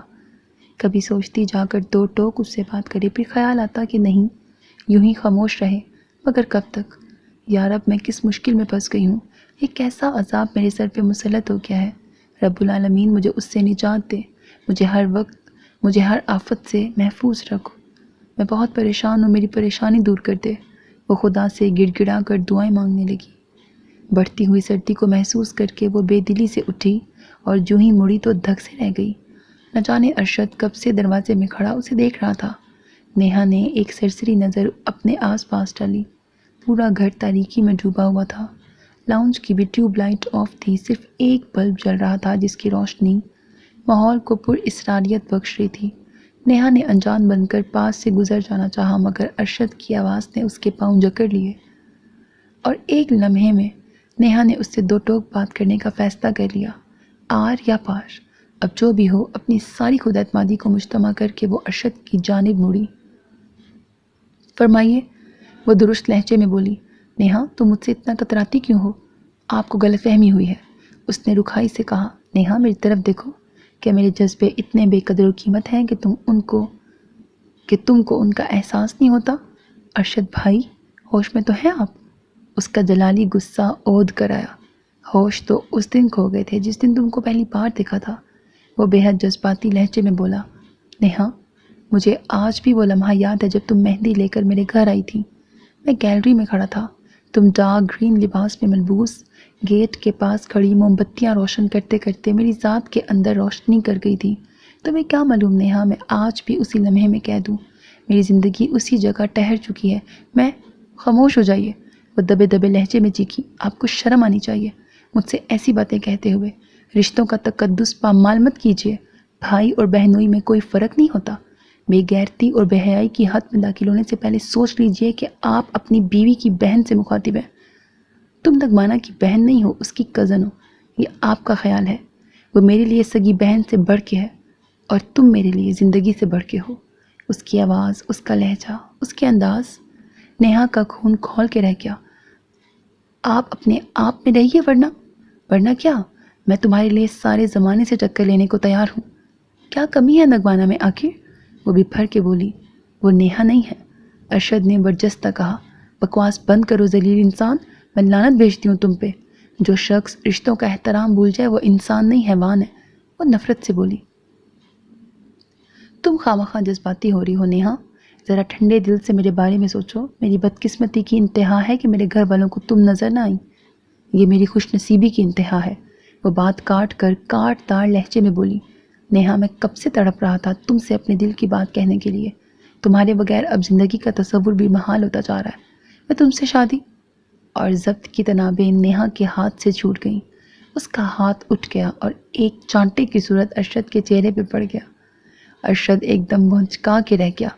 ذلیل لڑکی، میں تجھے اس بے عزتی کا مزہ چکھا کے رہوں گا۔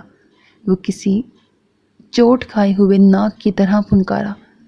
بے غیرت انسان، میں تیری صورت پہ تھوکنا بھی پسند نہیں کرتی۔ تو انسانیت کی سطح سے گر چکا ہے۔ وہ ہاتھ جڑنے کے بعد قطعی خوفزدہ نظر نہیں آ رہی تھی۔ اسی لمحے کمرے میں دودھیا روشنی پھیل گئی۔ دونوں چونک کر پلٹے۔ تائی اماں اور تایا ابا دونوں سوالیہ اور الجھی ہوئی نظروں سے انہیں دیکھ رہے تھے۔ تایا ابا، وہ بھرائی ہوئی آواز میں بڑے مان سے ایک مضبوط سہارے کی آس میں ان کی جانب بڑھی۔ انکل، اپنی بھتیجی کو سنبھال کے رکھیں۔ شریف لڑکیاں اپنے بہنوئیوں کو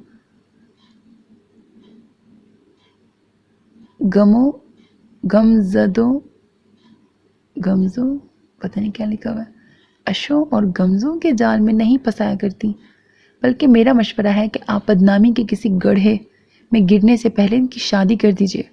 ارشد نے ایک پل میں سارے حساب صاف کر دیے۔ نیہا کے وجود کے پر کھچے اڑ گئے۔ اس نے اس طرح ڈسا کہ وہ پانی بھی نہ مانگ سکی۔ وہ آسمان سے ایسی گری کہ کہیں جائے پناہ نہ رہی۔ جھوٹ بول رہا ہے یہ، وہ اپنے وجود کی تمام تر قوتوں کے ساتھ چیخی۔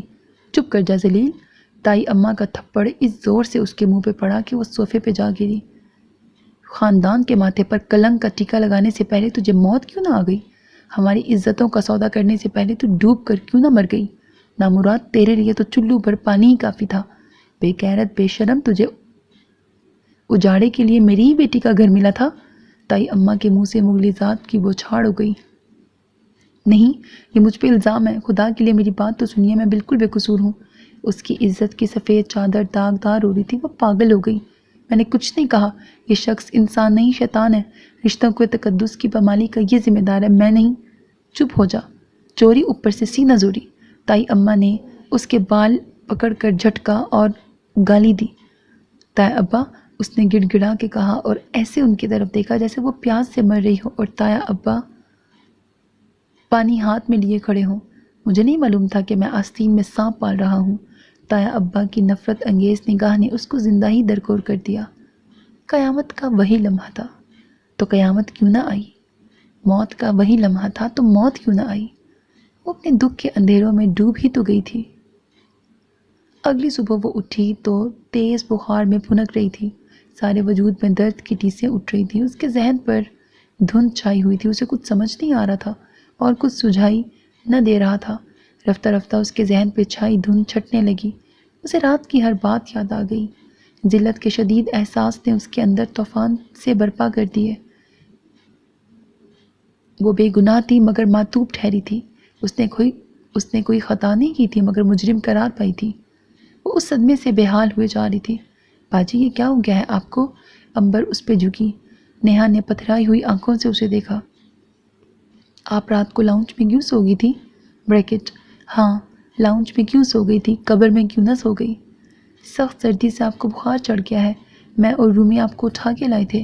خدا جانے نیند میں آپ کیا کیا کہہ رہی تھی۔ ہذیان بھی ہو گیا تھا۔ خیر سے، ایک تو آپ اپنے آپ کو سردی پروف سمجھتی ہیں، کمبل بھی نہیں اوڑھ رکھا تھا۔ دیکھیے سارا جسم تپ رہا ہے بخار میں۔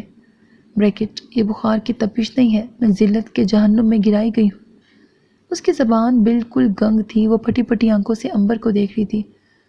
اٹھ گئی نیہا؟ میں اس کے لیے چائے لے کے آئی ہوں۔ منہ ہاتھ بھی دھویا کہ نہیں؟ نغمہ بولتے بولتے اس کے قریب آ گئی۔ نیہا اس کو دیکھ کر ایک دم سے بے حد خوفزدہ ہو گئی۔ اس کے منہ سے گھٹی گھٹی چیخ نکل گئی۔ نیہا، یہ تم کو کیا ہو رہا ہے؟ نغمہ نے اس کا ہاتھ تھام لیا۔ میرا خیال ہے کہ ڈاکٹر کو بلوانا چاہیے۔ وہ اٹھنے لگی۔ نہیں، کہیں مت جاؤ، کہیں مت جاؤ۔ نیہا نے سختی سے اس کا ہاتھ پکڑ لیا۔ نغمہ نے اسے دیکھا، پھر اس کے سرانے ٹک گئی۔ نیہا نے تھک کر آنکھیں موند لیں۔ نغمہ کا رویہ ظاہر کر رہا تھا کہ وہ ابھی تک لا علم ہے، اور جب اسے علم ہوگا تو یہ بھی مجھے۔ اسے جھرجھری آ گئی۔ اس نے پٹ سے آنکھیں کھول دی اور نغمہ کی طرف دیکھا جو اسے تشویش سے دیکھ رہی تھی۔ نیہا، وہ اس پہ جھکی۔ خدا کے لیے یہاں سے چلی جاؤ، مجھے کچھ نہیں ہوا، میں بالکل ٹھیک ہوں اور اکیلے رہنا چاہتی ہوں، مجھے تنہا چھوڑ دو۔ وہ آنکھوں پر بازو رکھ کے رونے لگی۔ نغمہ نے پریشان نگاہوں سے اسے دیکھا۔ اوکے، وہ ایک طویل سانس لے کے بولی اور کمرے سے باہر نکل گئی۔ نیہا پھر انتظار کرنے لگی کہ اب نغمہ بپھری ہوئی شیرنی کی مانند اندر آئی۔ اب آئی کہ تب آئی، مگر صبح سے دوپہر ہوئی، پھر شام، پھر رات، مگر کوئی قیامت برپا نہیں ہوئی۔ قیامت تو آ چکی ہے نیہا، اب تم کو کون سی قیامت کا انتظار ہے؟ اس نے وحشت زدہ ہو کے سوچا۔ شریف لڑکیاں اپنے بہنوئیوں کو جال میں نہیں پھنسایا کرتی۔ زہر میں بجھے تیر ایک بار پھر اس کی جانب چلنے لگے تو اس کا مر جانے کو جی چاہنے لگا۔ کیسا رقیق الزام تھا اس کی بے داغ ذات پر۔ اس کے اجلے اجلے چہرے پر کالک تھوپ دی گئی تھی۔ اس کا تو پیر بھی نہیں پھسلا تھا، مگر پھر بھی کیچڑ میں جا گری تھی۔ اس کے ذہن میں از سر نو طوفانی جھکڑ چلنے لگے۔ وہ ایک بار پھر تاریکیوں میں ڈوب گئی۔ 2 دن تو ہوش و حواس سے بیگانہ ہی گزرے۔ پھر جب شعور نے آس پاس کو محسوس کیا تو اس نے ہر ایک کو پرکھا، تولا، آزمایا۔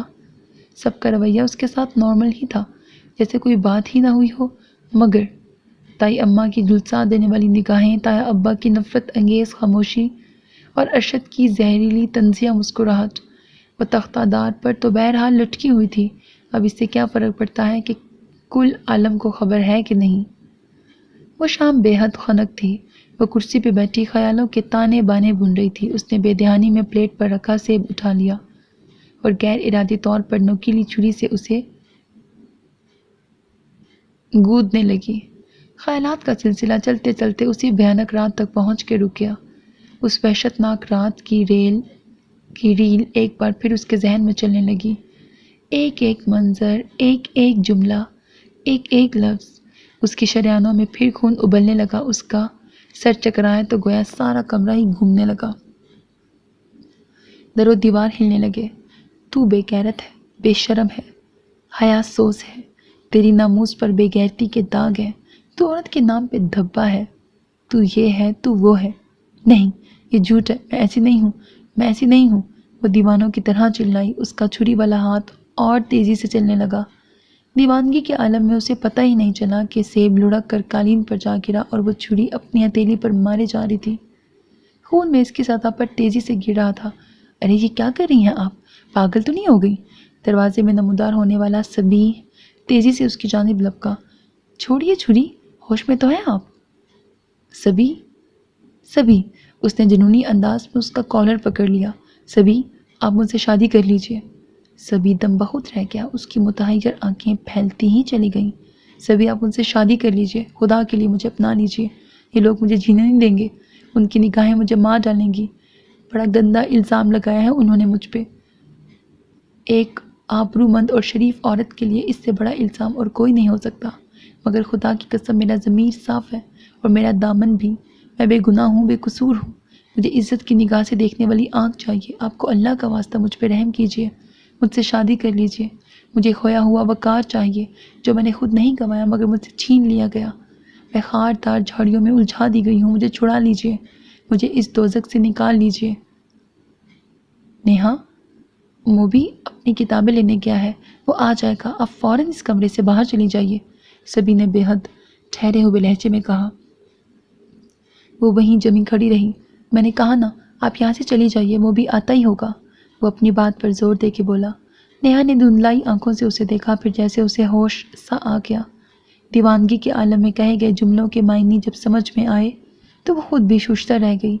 تیزی سے باہر نکلی اور اپنے کمرے میں گھس گئی۔ یہ میں نے کیا کیا؟ اپنی عزت نفس بیچ دی، اپنے آپ کو ہی خیرات کر دیا۔ انگاروں کی زمین آب لا پائی، اور کس چیز کی کمی تھی کہ اس پر اللہ، یہ میں نے کیا کر دیا، یہ میں نے کیا کیا۔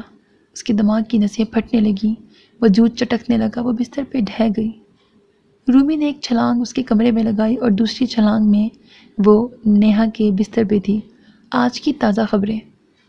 موبی کی ٹیوٹر سبی احمد نے ہماری چچا زاد بہن نیہا الوی کو پرپوز کر کے ہرکولس کا خطاب حاصل کرنے کی خواہش کا اظہار کیا ہے۔ وہ اپنے دوست کے والد کے ساتھ اس وقت ڈرائنگ روم میں تشریف فرما ہے۔ ڈرائنگ روم سے ہماری نمائندے امبر الوی کی اطلاعات کے مطابق ہمارے ابو سے بات چیت کے دوران اپنا حدود اربا بتاتے ہوئے اور مستقبل کے بارے میں اپنے خیالات سے آگاہ کرتے ہوئے انہوں نے کہا ہے کہ وہ جلد از جلد اپنی بات کا جواب چاہتے ہیں، کیونکہ ان کا ٹرانسفر اسلام آباد ہو گیا ہے۔ اگلے مہینے کے دوران وہ وہاں شفٹ ہو جائیں گے۔ انہوں نے مزید کہا ہے کہ ان کی خواہش ہے کہ جب وہ اسلام آباد کی سرزمین پہ قدم رکھیں تو اس وقت تک وہ شادی کے لڈو پھانک چکے ہوں۔ ناظرین، آخری اطلاعات آنے تک اجلاس ابھی تک جاری ہے۔ مزید اطلاعات جو ہی موصول ہوئیں ہم آپ تک فوری طور پہ پہنچائیں گے۔ پھر جس طرح وہ چھلانگیں مارتی آئی تھی اسی طرح کلانچے بھرتی غائب ہو گئی۔ نیہا اپنی جگہ سن ہلتے پردے کو دیکھتی رہ گئی۔ اس رات پھوپھی جان بھی گھر آئی تھی، ساتھ ہی یہ خبر بھی لائی تھی کہ تیمور اسفندیار بریکٹ بیری نے نیہا کو پرپوز کیا ہے۔ پھوپھی جان نیہا کا رشتہ اسفند سے کرنے کے حق میں تھی، جبکہ سولت جو کل ہی واپس پہنچا تھا اس کا ووٹ سبھی کے حق میں تھا۔ زوار نے اس سلسلے میں کوئی رائے نہ دی تھی، پتہ نہیں کیوں اس کو ایک دم چپ سی لگ گئی تھی۔ پھر تایا ابا نے بغیر اس سے پوچھے ہی اگلے دن سبھی کو اس بات میں جواب دے کر جھٹ پٹ شادی کی تاریخ مقرر کر دی۔ پھوپھی جان نے امریکہ نیہا کے والد سے بات کی تو عتیق الوی کا جواب سن کر ان کے آگ ہی لگ گئی۔ موصوف فرما رہے تھے کہ نیہا کو آپ لوگوں نے پالا ہے، ایک طرح سے وہ آپ ہی کی بچی ہے۔ اس کی بہتری کس میں ہے یہ مجھ سے زیادہ آپ لوگ جانتے ہیں۔ میرا تو آنا مشکل ہی ہے، بہت مصروف ہوں، آپ لوگ سب خود ہی کر لیجئے۔ البتہ اخراجات کا حساب کتاب مجھے لکھ کر بھیج دیجیے گا، میں پیسے بھجوا دوں گا۔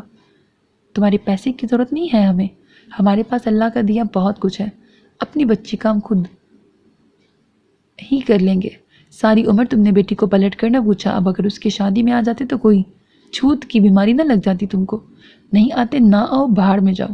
پھوپھی جان نے غصے میں فون پٹک دیا۔ ہاں نہیں تو بیٹی کی شادی میں آنے کی فرصت نہیں ہے؟ وہ ان کے سرد مہری اور لاتعلقی پر سلگ رہی تھی۔ اگلے ہی روز تایا ابا سے بات کر کے انہوں نے تمام انتظامات اپنے ذمہ لے لیے۔ ان کو اپنے گھر سے رخصت کرنے کا فیصلہ کر کے وہ اسے اپنے گھر لے گئیں۔ اس کی کزنز اس کی چٹ منگنی پٹ بیاں پر خوش بھی تھیں اور حیران بھی، اور اتنے کم وقت میں شادی کی تیاریاں نامکمل رہ جانے کے خدشے کے تحت پریشان اور ہلکان بھی۔ کیا ہو رہا ہے اور کیا نہیں، نیہا کو معلوم نہ تھا کچھ بھی۔ ہوش و حواس کی جانب کھلنے والی ساری کھڑکیاں بند تھیں اور احساسات منجمد ہو چکے تھے۔ رخصتی کافی رات گئے ہوئی تھی۔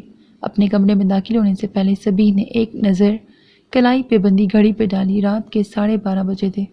اس نے جیب میں ہاتھ ڈال کر کسی چیز کی موجودگی کا احساس کیا۔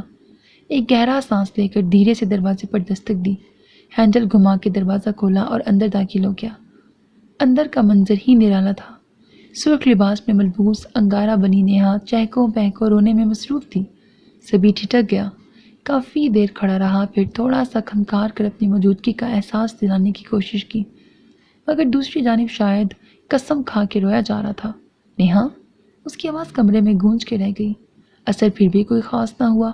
پھر اتنا ہوا کہ اب موسلا دھار بارش گرج چمک کے ساتھ ہونے لگی۔ سبھی دروازے سے ٹیک لگائے کھڑا اسے دیکھتا رہا، پھر کچھ سوچ کے بولا، نیہا، اگرچہ کہ تم نے ساری روایتوں کا ستیہ ناش مار دیا ہے، مگر خیر میری بیوی ہو، کوئی 2 دن کے لیے مہمان بن کر تو آئی نہیں ہو، ساری عمر ہی میرے ساتھ رہو گی۔ میں تم کو سنبھلنے کا موقع دینا چاہتا ہوں۔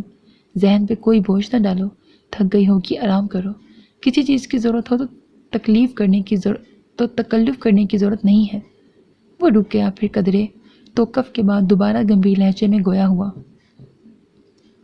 مجھ سمیت ہر چیز موجود ہے۔ ایک نظر نیہا کو دیکھ کر وہ دوبارہ باہر آ گیا، دوسرے کمرے میں جا کر شیروانی اتار کر ایک طرف اچھالی اور صوفے پہ دراز ہو گیا۔ الجھے سے انداز پہ بالوں میں ہاتھ پھیرتا ہوا وہ صورتحال پہ غور کرنے لگا۔ سوچوں کا جال بنتے بنتے جانے کب اس کی آنکھ لگ گئی۔ نیہا نے کمرے کے باہر ہی کھڑے ہو کر دروازے سے اندر جھانکا۔ سبھی صوفے پر لیٹا کوئی کتاب پڑھ رہا تھا۔ نیہا کی موجودگی کا احساس کر کے اس نے گردن موڑ کے دیکھا۔ نیہا پر نظر پڑتے ہی اس کے چہرے پر مسکراہٹ آ گئی۔ اس نے کتاب رکھ دی اور خود اٹھ کے بیٹھ گیا۔ نیہا باہر ہی جمی کھڑی رہی۔ زندگی میں تو داخل ہو گئی ہو، یہ میرے کمرے میں داخل ہونے میں ہچکچاہٹ کیسی؟ کیا اندر آنے کی اجازت لوگی؟ وہ سوئے سوئے لہجے میں بولا۔ نیہا جھجکتی ہوئی اندر آ گئی۔ سبھی نے قیامت کی نظروں سے قیامت کا جائزہ لیا۔ نیوی بلو کلر کے لباس میں اس کا دل موہ لینے والا حسن فسوں بکھیر رہا تھا۔ معصوم ہرنیوں جیسی آنکھیں حسین پلکوں کے پہرے میں تھیں۔ لب ایک دوسرے میں پیوست تھے، بال الجھے ہوئے تھے، بریکٹ الجھا بھی رہے تھے۔ اس کے سبھی چہرے پر پرسوز سا کیف چھایا تھا۔ سبھی الجھ کے رہ گیا۔ نیہا ہنوز دروازے کے پاس ہی کھڑی تھی۔ ان کے درمیان خاموشی معنی خیز ہو چلی تھی۔ سبھی نے ہی سکوت توڑا۔ بابا، میں نے تم کو سزا تو نہیں دی؟ خود بیٹھ جاؤں گی یا ہاتھ پکڑ کے بٹھاؤں؟ وہ اٹھنے لگا۔ نیہا جلدی سے صوفے پہ بیٹھ گئی۔ سبھی بڑی مشکل سے حلق سے آواز نکلی، جناب۔ اس نے دونوں ہاتھ سینے پہ باندھ لیے اور دلچسپی سے اسے دیکھنے لگا۔ ایک بات کہوں؟ ایک بات کیا، بہت کچھ کہو، میں سننے کے موڈ میں ہوں۔ آپ مجھ سے خفا ہیں؟ توبہ کیجیے، میں آپ سے کیوں خفا ہونے لگا؟ میں آپ پر بوجھ ہوں نا؟ اس کی آواز پر آ گئی۔ اچھا، پھولوں کا بھی بوجھ ہوتا ہے؟ وہ اپنی ناقص معلومات پر شرمندہ نظر آیا۔ نیہا نے سختی سے لب بھینچ لیے، پلکیں جھپک جھپک کر وہ آنکھوں کو بھیگنے سے روکنے لگی، مگر بیڑا غرق ہو ان کم بخت آنسوؤں کا منظر عام پر آ ہی گئے۔ کیسی لڑکی ہو تم نیہا؟ اس کے عارضوں کے گلابوں پر چمکتی شبنم کو دیکھ کر سبھی پریشانی بڑی بیچارگی سے بولا، جینے پر بھی اکساتی ہو اور جان لینا بھی چاہتی ہو۔ نیہا نے ذرا کی ذرا پلکیں اٹھا کے اسے دیکھا، مخروطی انگلیوں کا وائپر رخساروں پر چلایا۔ آپ نے مجھ سے کچھ پوچھا نہیں؟ اس نے گول مول کہا۔ کیا کچھ پوچھنا چاہیے تھا؟ سبھی نے بھی ویسا ہی جواب دیا۔ نیہا خاموش ہو گئی اور اضطراری کیفیت میں اپنی انگلیاں مروڑنے لگی۔ نیہا، میں جانتا ہوں کہ تمہارے اندر کوئی آتش فشاں پھٹ گیا ہے، لاوے کو پہچانے دو۔ بس اس کا اشارہ ملنے کی دیر تھی، نیہا نے فل سپیڈ سے روتے ہوئے ساری داستان انومن کہہ ڈالی۔ وہ روتی رہی اور کہتی رہی، اس شخص کی نگاہ میں میرے لیے کوئی پاکیزگی نہیں تھی۔ یہ بات میں نے پہلے ہی دن محسوس کر لی تھی۔ میں پہلے ہی دن محتاط ہو گئی تھی، مگر جب تقدیر میں ذلت اور رسوائیاں ہی لکھی تھیں تو میں بھلا کیا کر سکتی تھی؟ اس ذلیل انسان کی زہریلی نگاہوں کے بعد زہریلی زبان نے اس طرح ڈسا کہ میں کہیں کی نہ رہی۔ تائی اماں نے مجھے کیسے کیسے القابات سے نوازا میں بتا نہیں سکتی۔ تائی ابا مجھ سے سخت بدگمان اور متنفر ہو گئے۔ وہ بھی یہی سمجھتے ہیں کہ میں ان کی بیٹی کے شوہر کو۔ اس کی سسکیاں تیز ہو گئیں، چہرہ آنسوؤں میں بھیگا ہوا تھا، آنکھیں اور ناک سوج گئی تھیں۔ اس کا دوپٹہ پھسل کر پیروں کے پاس پڑا تھا، مگر وہ اپنے آپ سے بے نیاز بولے چلی جا رہی تھی۔ میری عفت، میری پاکیزگی پر گندگی اچھالی گئی۔ میری عصمت کا شفاف کانچ گرد آلود ہو گیا۔ میں ذلت کے احساس سے پاگل ہو گئی۔ میری سانسیں مجھ پہ بار ہو گئی۔ میرے اندر گھٹن اتنی بڑھ گئی کہ میں تازہ ہوا کے جھونکے کے لیے آپ کی زندگی کا در کھٹکھٹا بیٹھی۔ اگر میں ایسا نہ کرتی تو میرا دم گھٹ جاتا، میں مر جاتی۔ یہ آپ کا ظرف اور مہربانی کی انتہا ہے کہ آپ نے مجھ پر اپنی زندگی اور گھر کے دروازے کھول دیے۔ وہ ایک لمحے کو رکی، مگر اب جب کہ میں آپ کے گھر کی چھت کے نیچے بیٹھی ہوں، آپ کی پناہ میں ہوں، مجھے یہ احساس مار رہا ہے کہ میں نے خود کو آپ پر مسلط کر دیا ہے۔ میں نے آپ پر غاصبانہ قبضہ کر لیا ہے، اپنی مرضی سے جینے کے حق میں آپ کو محروم کر دیا، آپ سے فطری آزادی چھین لی، آپ کی خواہش کے برخلاف آپ کی زندگی میں داخل ہو گئی۔ آپ بھی انسان ہیں، زندگی کی خوشیوں پر آپ کا بھی حق ہے۔ آپ کی اپنی سوچ ہوگی، خیالات ہوں گے، نظریات ہوں گے، جذبات ہوں گے، خواب ہوں گے، مگر میں نے آپ کو اپنی خود غرضی کی بھٹی میں جھونک دیا۔ میری خود غرضی تلے آپ کی آرزوئیں اور تمنائیں کچلی گئیں۔ میں نے آپ سے آپ کا اپنا آپ چھین لیا۔ مجھے کوئی حق نہیں تھا کہ میں زبردستی کسی پر اس طرح قبضہ کر لیتی۔ میں کوئی استحقاق نہیں رکھتی تھی کہ اس طرح اپنے دکھ آپ کے دامن میں ڈال دیتی، آپ کو اپنی ذات کے اندھیروں میں گھسیٹ لیتی۔ میرا آپ پر کوئی حق نہیں تھا۔ میں آپ کی آرزو، آپ کے دل کی تمنا نہیں ہوں، میں آپ کی مجبوری ہوں، بے بسی ہوں۔ میں نے ایک شخص کو جیتے جی مار ڈالا، اب آپ مجبور ہیں میرا بوجھ اٹھانے پر، میرے ساتھ زندگی گزارنے پر، اپنے آپ پر جبر کرنے پر۔ وہ بری طرح رو رہی تھی۔ آنسوؤں کی لکیروں کو اپنی انگلیوں سے صاف کر کے وہ دوبارہ شروع ہو گئی۔ اور رہی میری اپنی ذات تو میں خود اپنی نگاہ میں گر گئی، بے مول ہو گئی، گرا ہوا سکہ ہو گئی۔ خود آپ کے کشکول میں آ گری سبھی، یہ احساس بھی میری جان لے لے گا کہ آپ مجھے لینے نہیں آئے تھے، میں خود آپ کے پاس آ گئی، پہل میری طرف سے ہو گئی۔ اور عورت کے پاس ہوتا ہی کیا ہے؟ مرد کی 1,00,000 باتوں کے جواب میں اس کے پاس ایک ہی جملہ ہوتا ہے، تم ہی میرے باپ کے گھر مجھے لینے آئے تھے، میں خود تو چل کے تمہارے پاس نہیں آ گئی تھی۔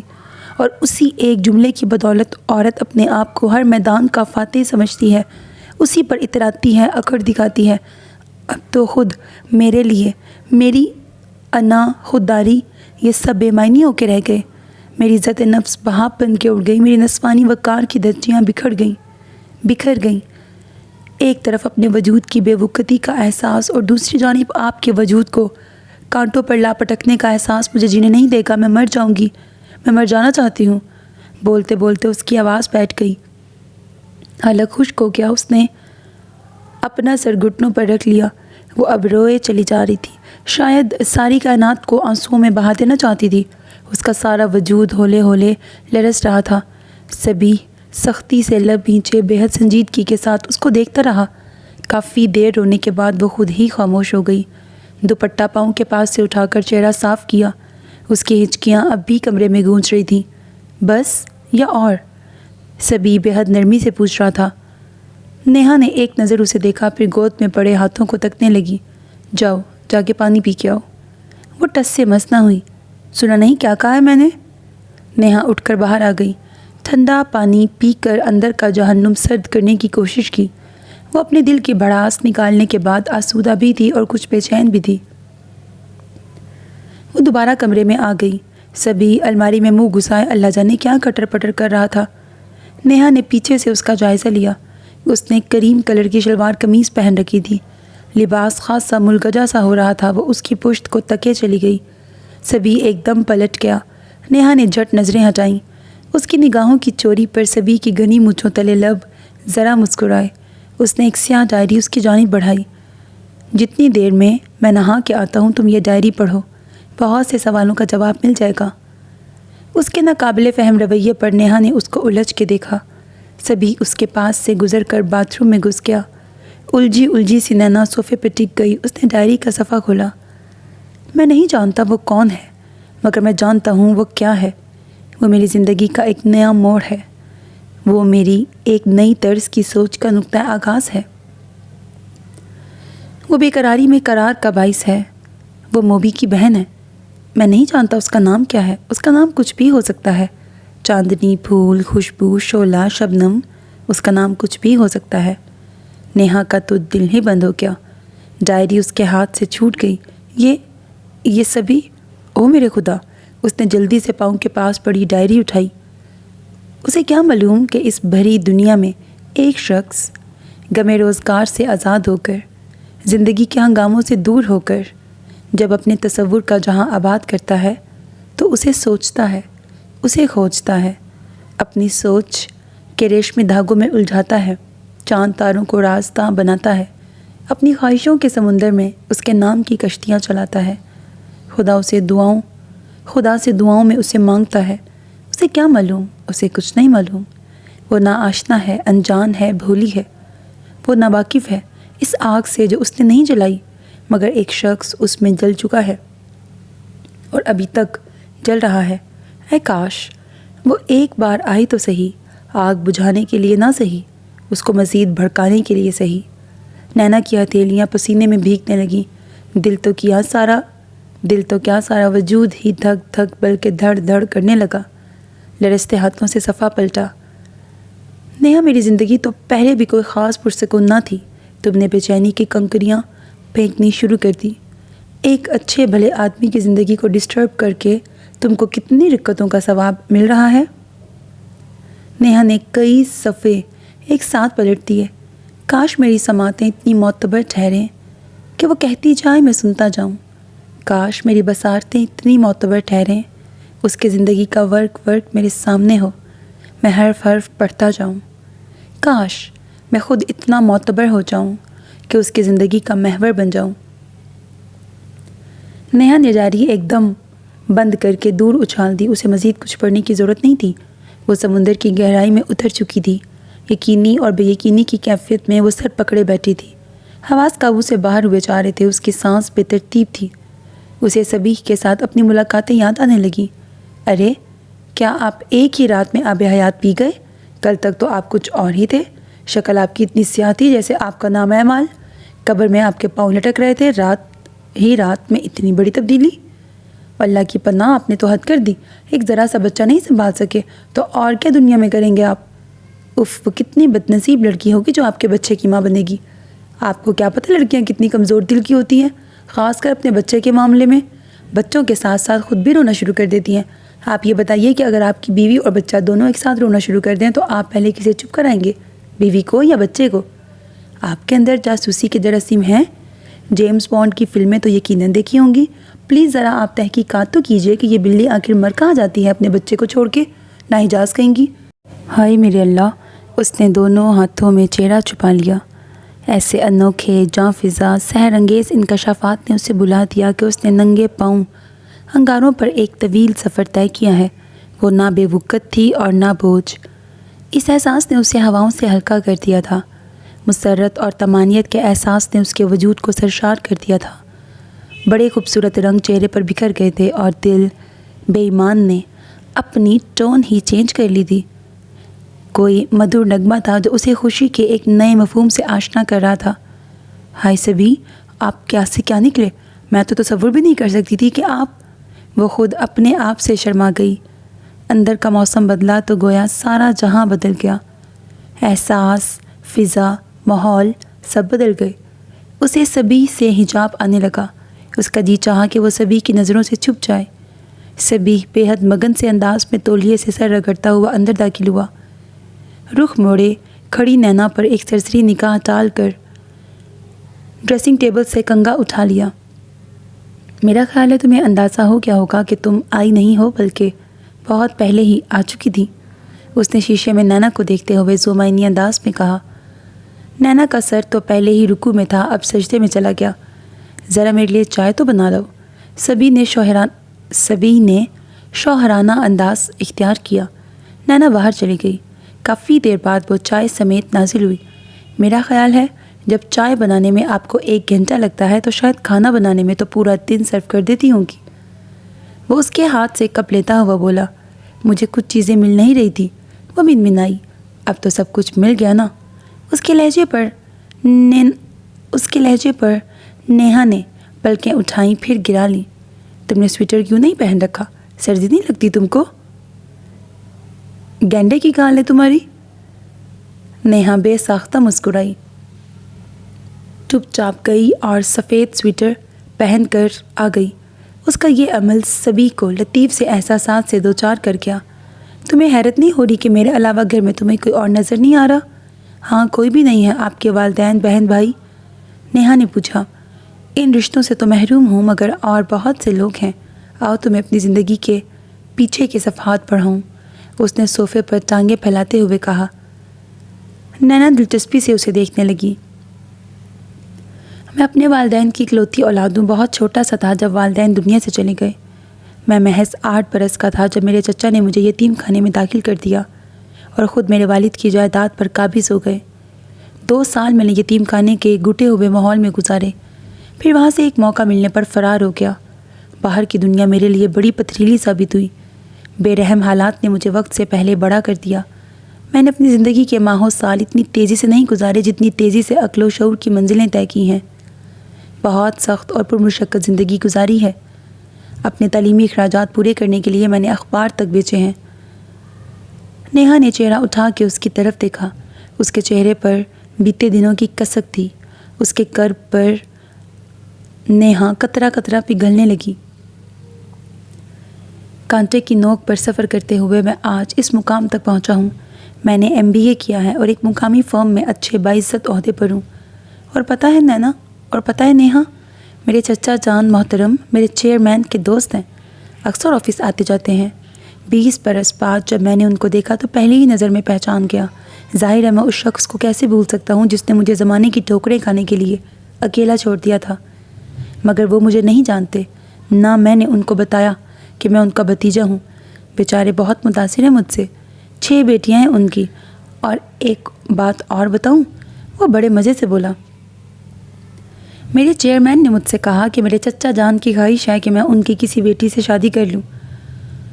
نیہا کو تو 440 وولٹ کا کرنٹ لگا، مگر دیکھو نا، اب میں تیسری شادی تو کرنے سے رہا۔ اس کی بیچارگی قابل دید تھی۔ نیہا صوفے سے اٹھ کھڑی ہوئی۔ میں آپ کی دوسری بیوی ہوں۔ وہ چکرا کر صوفے پہ آ گری۔ ارے خدا کے لیے نینا، کہیں تم بے ہوش نہ ہو جانا، میں تو مذاق کر رہا تھا۔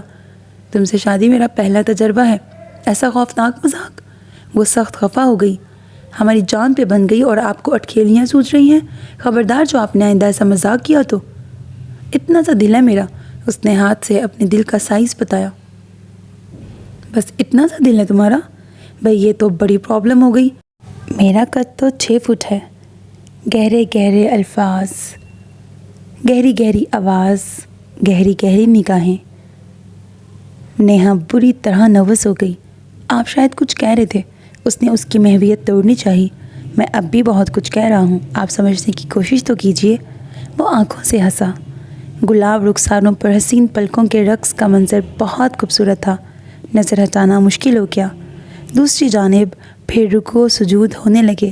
سبھی کو ترس سا آ گیا۔ وہ ٹھہرے ہوئے انداز میں گویا ہوا۔